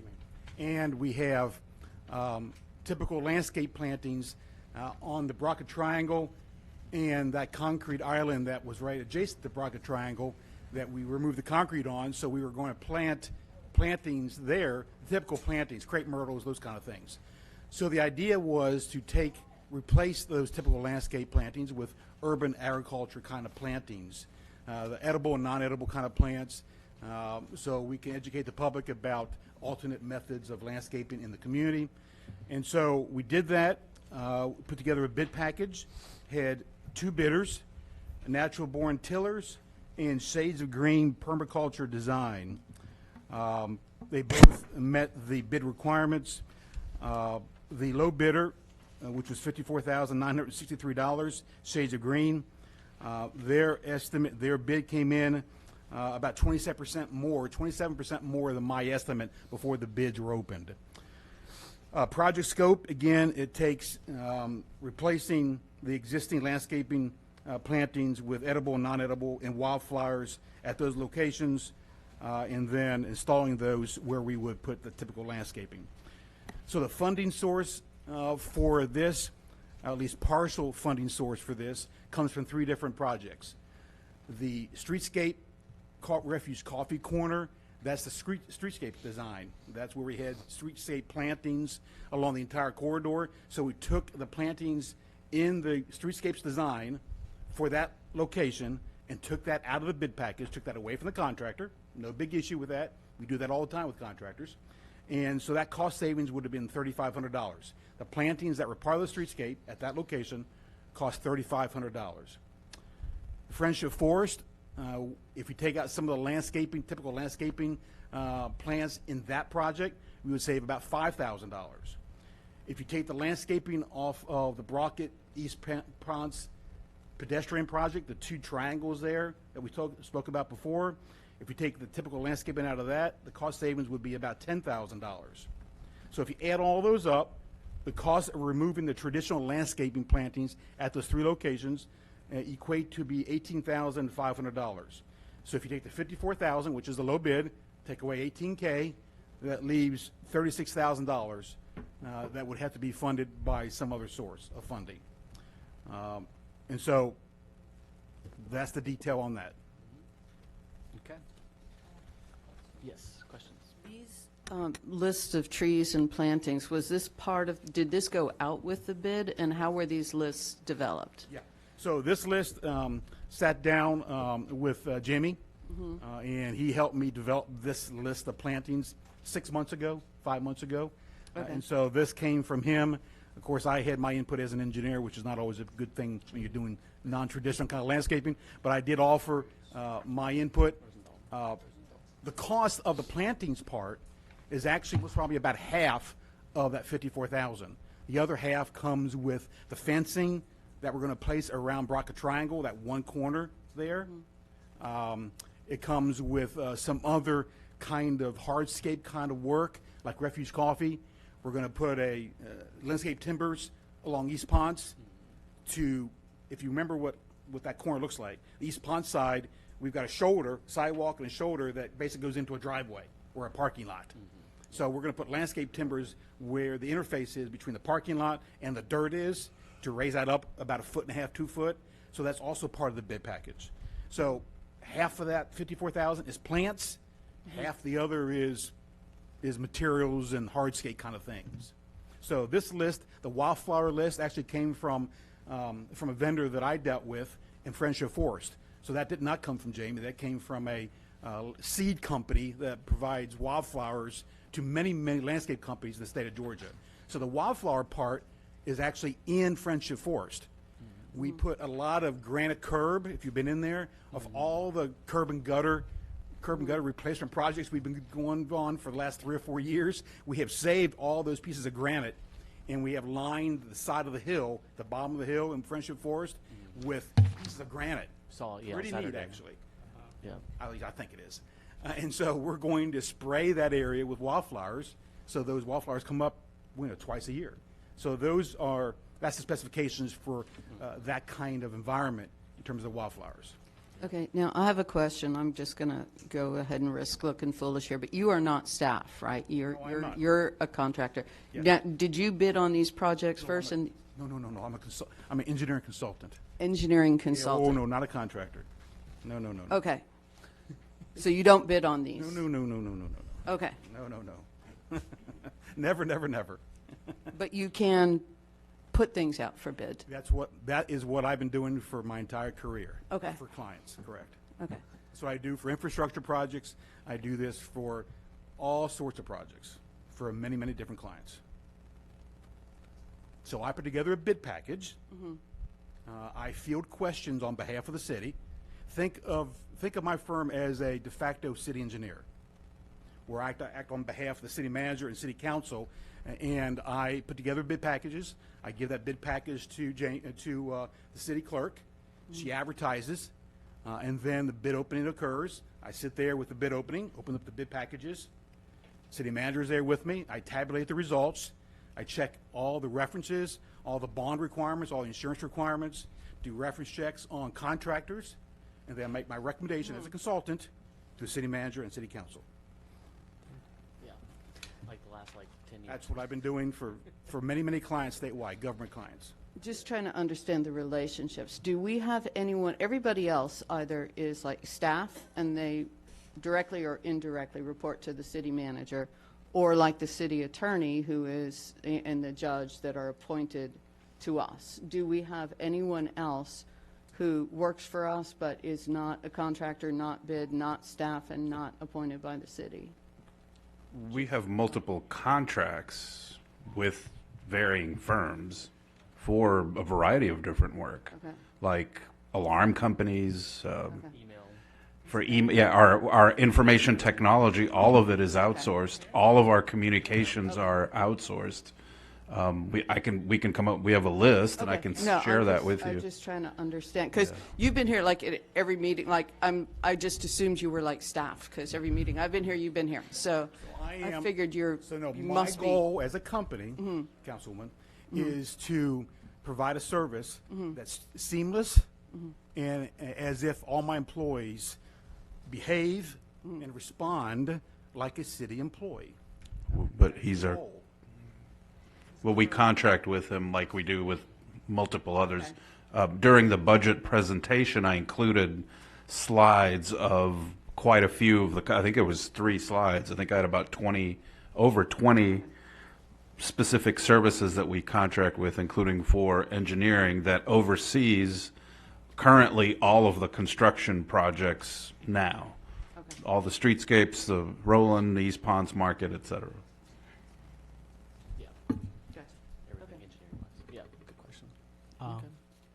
I got a question, not to Mr. Kaiser, but our city manager. So, have we figured out where we're going to get the $36,000? From our either combination of our streetscapes and our SPLOST. Okay, but not from community action, right? No. Okay, that's all. I just want to make sure. Thank you. Yeah, this is infrastructure work. You're right. Yeah.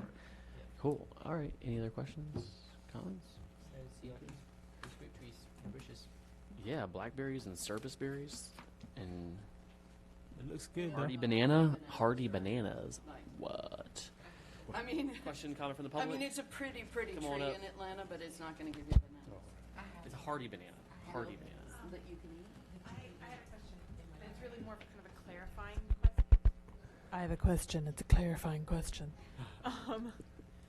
So, in order to do the edible streetscapes and plants, we're reducing the amount of planting we're doing. What's going there instead? Like, I kind of not cool with the trade-off of plants for pavement. You won't, yeah. It's not. No. Okay. That's why I'm asking the clarifying question. I understand. So the quantity of plants, you will not know the difference. So as an example, we had crepe myrtles, we had some typical annuals and perennials, the things that you see all over the place. The idea is that take those out, replace those, or most of those, not all, most of those things, plants and flowers and so forth, with more edible, more native kind of plants. So the intensity, the amount of plants that you see at those locations will be basically the same. Okay. It's just different types of plants. Okay. So it's not that you're No. Replacing the plantings with some other plantings. And we are also receiving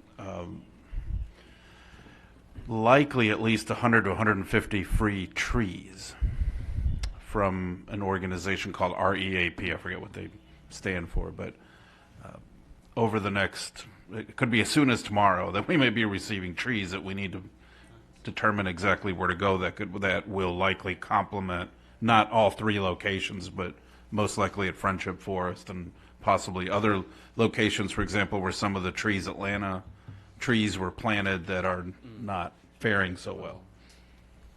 Yeah. Trees Atlanta? Yeah, where are they? Oh, the We'll tree. figure it out. That's what we need to determine. Probably Friendship Forest will be the majority of them. Yeah, let's finish the railroad tracks. We still have some space. We on the can railroad. put them on the railroad trail. You're right. Yeah, and the path. All right. Any other? All right. Thank you, Larry. We'll take care of this next week. Appreciate you going through that. One more. Stay here, Mr. Mayor. Yeah, you're gonna got another one. E10, Willow Creek Apartment culvert replacement. Oh, you're doing this one too. Yes, next one, next item, culvert So, replacement. there is a existing stormwater line that that runs between Smith Street and runs between two apartment complexes. Oh, I know that one. 1000 Smith Street and 982 Smith Street. Now, Rodney is here today, and he can also come up and speak about this. So this is on private property. In most cases, most cases is the wrong term to use. In some cases, where there is stormwater pipes and ditches on private property, we don't go onto private property to repair these if they're not part of a larger stormwater system. This culvert is part of a city system. So the water begins at the detention pond, the big hole in the ground that's going to be really pretty at North Indian Creek and East Ponce very soon. The water goes there, goes under North Indian Creek, comes behind several homes, goes under Smith Street, and eventually the water ends up in South Fork, Peachtree Creek someplace, okay? Yeah. So this is part of the city stormwater system. So Rodney brought to our attention about a year ago, if not even before then, that line was stopped up. He couldn't clean it out. Yeah. It was deteriorating. We went on site, investigated with Rodney, and found part of the parking lot at the apartment complex, actually both of them, beginning to settle, move. A lot of issues with it. So we went in and investigated, and we put together a cost estimate, a scope of work, a bid package to put it out to bid for contractors to bid on. Advertised for a period of 4 weeks. We had a couple addendums to the bid package. We responded to those. And at the end of the day, 4 weeks later, we had a bid opening. And when we had that bid opening, we had 9 bidders. We have never had 9 bidders before. Why? Do not know why. But we had 9 contractors. Wonderful, actually. Know how to do that work. Wonderful. So before the bids went out, or during the bidding process, during the advertisement period, we put together a cost estimate. We always do that on every infrastructure project to determine whether the bids are realistic, if they compare to our engineering number. And so our estimate before the bids were opened was, sorry, what I had in here, 118,000, I think, or something of that nature. Yes, 118. Yeah, 118,000. So, plus or minus 10%, 15%, I think I'd be satisfied either way, particularly with how busy contractors are the last couple of years in Georgia. So we had all those bidders. We had a low bidder of $81,000. And so when it's that low, I'm always alarmed. So I brought the contractor in, sat down. I know the vendor.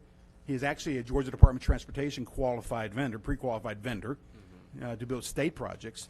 So I asked them, are you sure you can build this? Because I would hate to terminate your contract halfway in between because you're screwing off, screwing around, you're not doing the work, you're doing whatever. And so met with him for a good hour one day, asked him a whole bunch of questions. He responded the way he should have responded. And so at the end of the day, he said, Larry, we can do the work. And so I said, okay. And so my recommendation with this, even though he is woefully under my estimate, that I would proceed and move forward with that recommendation of hiring construction engineering and management to do the work.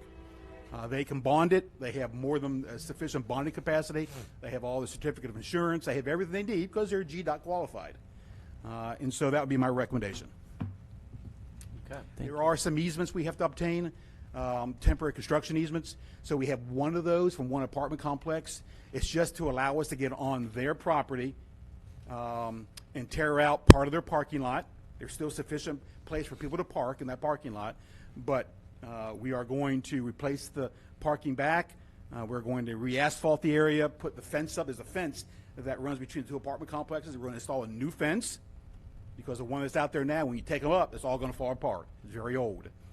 And so it's a temporary construction easement. At the end of the 4-week construction period or 5 weeks, those easements disappear. So we have one signed agreement, and we expect the other one here any day. And we'll get those and bring those to the city manager, and then we'll be good to go on private property to do the work.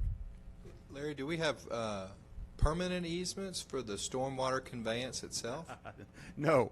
So I'm glad you brought that up, Mr. Attorney. So in the city of Clarkston, I have never found a permanent drainage easement on any stormwater line anyplace. I would not recommend that we obtain a permanent drainage easement on this, and the reason is that there's private infrastructure on top of that pipe, and I don't want the city to take ownership of that. And there's no way you can remove it. If it was a ditch line with nothing there, and all you're doing is replacing a pipe or putting in a new pipe, I would say, yeah, maybe we need to get a permanent drainage easement. But in this case, I wouldn't touch it.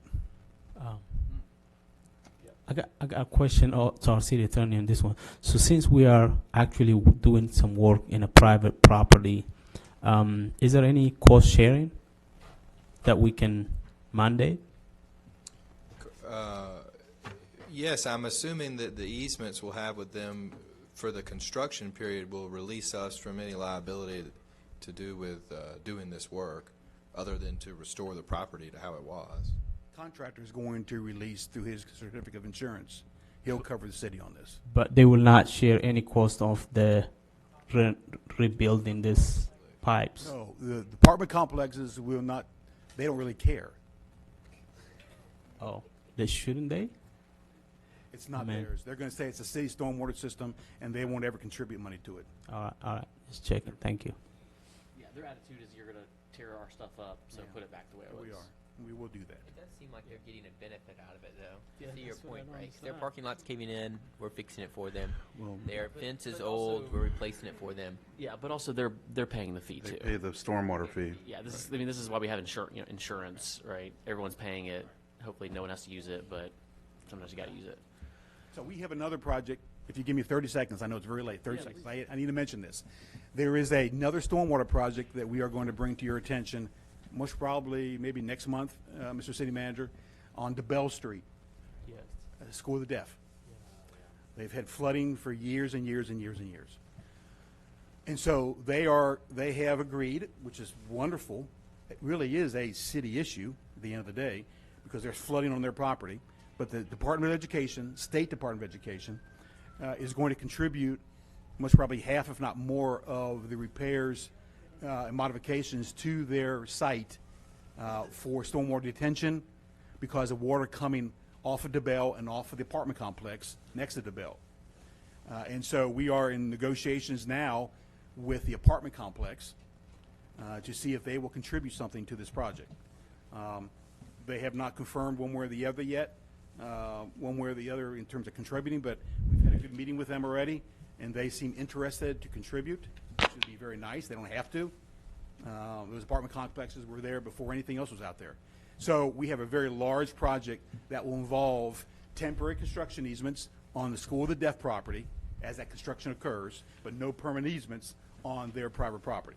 While we are at it, do you know who owns that street between? Is it private street or public? Street is public. No, that's DeBell Street is a city street. That's a big reason why this project we're working on it now, because the project will correct all the holes on the street, all the potholes and the horribleness of the street.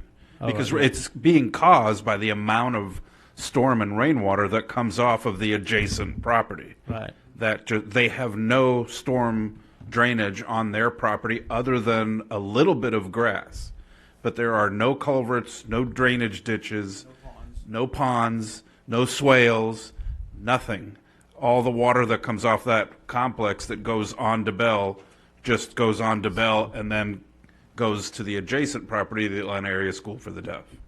And Yeah. it's caused minor flooding on their area. I've Why, driven- why we're asking them versus, this is a different situation than the one Mr. Kaiser just explained over on Smith Street. Right. This is a property clearly contributing to the problem. In the other one, it was kind of the other way around. The city's infrastructure, right, it's our pipe, it contributed to the problem. Yeah. I'm guessing that that apartment complex would not be approved today without any. Correct, it would not. Yeah, the reason I ask it is I've driven there so many Street's times. terrible. It's always We've filled it, I believe, 4 times. Yeah. I think about 3 times since I've been here to try to correct the massive holes in it, but Yeah, they get got it. washed out with rain. And Right.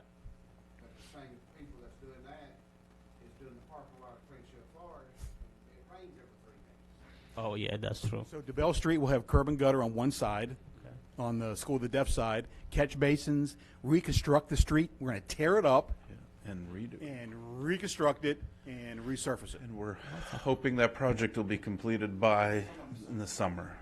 And then also be Stormwater Enterprise Fund? Yes, this is, And then partly and School of Deaf. partially from School for the Deaf and hopefully the adjacent complex. Okay, very good. Thank you.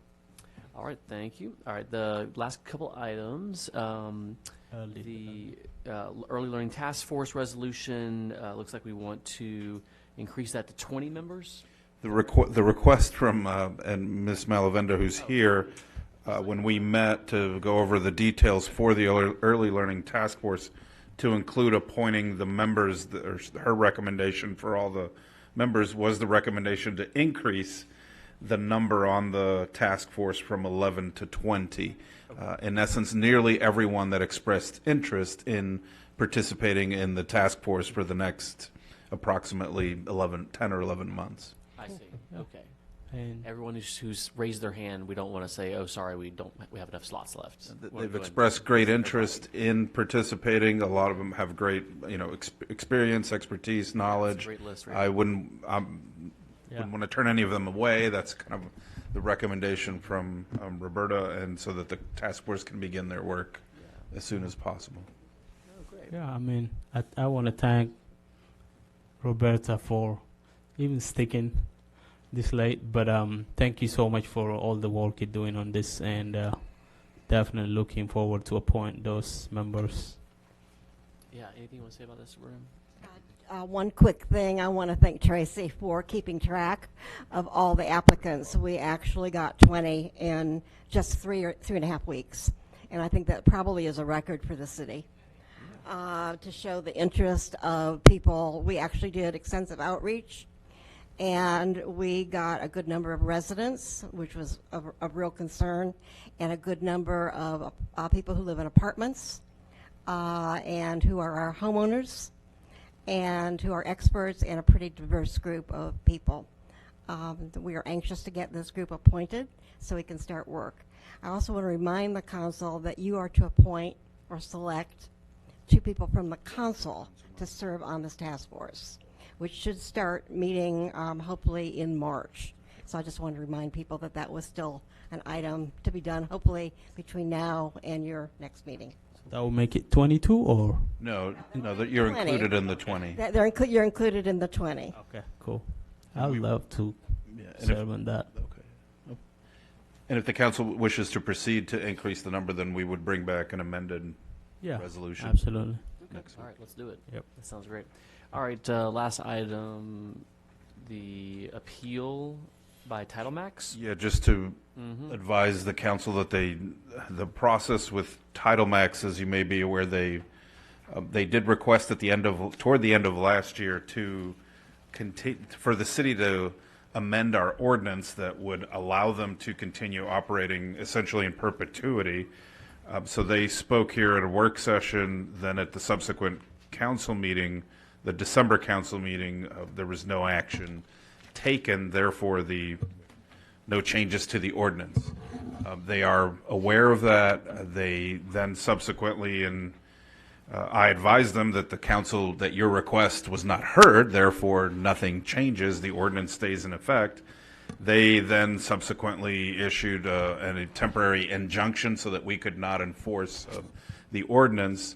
They then submitted just additional requested actions, but including they sent us a renewal for their pawn title license. We subsequently returned that to them, so we denied that renewal. They in turn responded to us by appealing that ruling, although in the most recent communication from Title Max's attorney, he stated that he threatened to hold us in contempt of the order. Our attorney provided a reply, which was emailed to all of you, that essentially refuting the attorney's contention that we did not violate the order, that it is well within our rights to just not process the application, which we, in essence, did not. It was just returned to them. So they have been so advised as to the next step, which is they can attend and speak on the appeal or not, and then it would be up to the council to make a decision whether to say yes to that. They can have a license, the pawn title license, or not. Are they asking for a temporary or? No, this would be their normal annual pawn title license that they are required under our existing ordinance. Question: if, let's say we don't give them the license, can they still operate? Or is that, how does that affect their operations if they don't have a license? So, for now, under the interlocutory injunction that we agreed to, that allows them to continue operating without a license. Where the license renewal becomes important is in the event that the city prevails in court, the injunction goes away. At that point, if they had an annual license, then they would be able to keep operating anyway, arguably. Or they would certainly make an argument that they have a property right through the end of the year. Right. And then potentially do it again the next year. And so the position that Mr. Gomez and I have taken is that what we agreed to in the injunction is not to enforce our code, meaning that we're going to let you operate without a license, which is a totally different thing than issuing a license. So the appeal is of the city manager's decision to deny the renewal of a license for 2020. And the grounds that he expressed for that were that you've been violating our code, number one, because you have been staying open late when the code says you have to close at 5, and you came into the city council meeting and admitted that you stay open 2 hours later every night. Number two, that your location doesn't meet with our requirements for a pawn shop under the ordinance. And so if I were on the council, those are the two areas where I would want to hear from the applicant if they show up. On the first one, I think we never cited them. I'm not sure why even, but I think they definitely should be cited. I mean, if they're staying beyond the hours that they're allowed to. I mean, every other business gets citation. I mean, why are they not being cited? We just were not aware that they were open. And at this time, until they perjured themselves. But at this moment, we cannot issue the citation because of the injunction that we agreed to. The other question I had is, can they still operate according to state law without a city license? Does the city license only affect the city? It doesn't affect any other state or other regulations that would prevent them from operating? I haven't looked at that. I suspect that usually the way these things work is that it sort of trickles down. And so if they have the state license, they're probably good with the state, would be my guess. You don't have to have the city license to operate under state law, you don't think? I don't think so. Okay, so this is really just a question of what happens after, hopefully we win the injunction. Correct. Presuming we win the injunction, can we toss them in on the moratorium, like pawn shops in general? Well, it's not necessary because we've already done that. They're only allowed in the It's only industrial by district right now. distance because of the distance from a church, You're right? meaning a So complete- there's that land for sale on Church Street for, like, what's to stop them from moving a quarter mile down the road, buying that land and doing it? Like, do we not want pawn shops here? I mean, I feel like they're predatory, particularly tidal ponds, especially tidal ponds. I think that was the intent originally. But somehow I don't know, I'm not familiar with the ordinance that passed, but my understanding is that it was only barred because it was so far from a church, so. Or a residential area. Yeah, there's two things at play. The pawn shop ordinance provides distance requirements from churches, residences, and other pawn shops. So that's one limitation. A second limitation is the zoning ordinance, which now only allows pawn shops in the industrial district. Which is an industrial district, so maybe we want to look at that. Is within 1,000 feet of a residential. I mean, in Clarkston. I know we have to resolve the thing with Title Max first, or it would look like we're targeting them, but presuming we do resolve it, do we want to look at that? And just, No, that's a even good in the point. I industrial mean, district, so do we want pawn shops? Title ponds? Well, I mean, that's the question I have. I mean, we should look into this because if we're talking about Montreal industrial, that's right next to residential all over. That way, with the new townhomes being built and the neighborhoods behind that, it's definitely 1,000 feet. So I think even in the industrial area, they couldn't. It'd be pretty close from the townhomes to right up along 285. That might be just beyond 1,000 feet, but it's close. It would be close because the townhomes are almost in the middle of the industrial section. Well, if the city council doesn't want pawn shops in the industrial zone, then it shouldn't allow them in the zoning. We can change that. But along the lines of a moratorium, I think we. Moratorium first. Immediately. Say nothing else about moratorium. I'll add it to my list. Okay, so all right, so I guess we're good. Any more discussion, questions about that? Yes. Yeah. I think pawn shop is not good for community of Clarkston because I have 4 refugees who took like 3,000. Another one she took 5,000, and another one she took 1,000, and they charged them a lot of money. 1,000 was 1,800. They charge them, and when they don't know English very well, it's very bad then. So I think we don't need pawn shop here. And it's near to the, what do you call the apartment they call 1,000 Park. All right, well, that concludes our new business. We have an executive session, so I'll open the floor for a motion to go into executive session. I move that we go to an executive session. Second. All right, all in favor? Aye. To discuss personnel matter. Okay, all right, all in favor? Aye. All right, we'll go into executive session and ask everyone to kindly leave. Yeah, snack break. We ain't got no snacks.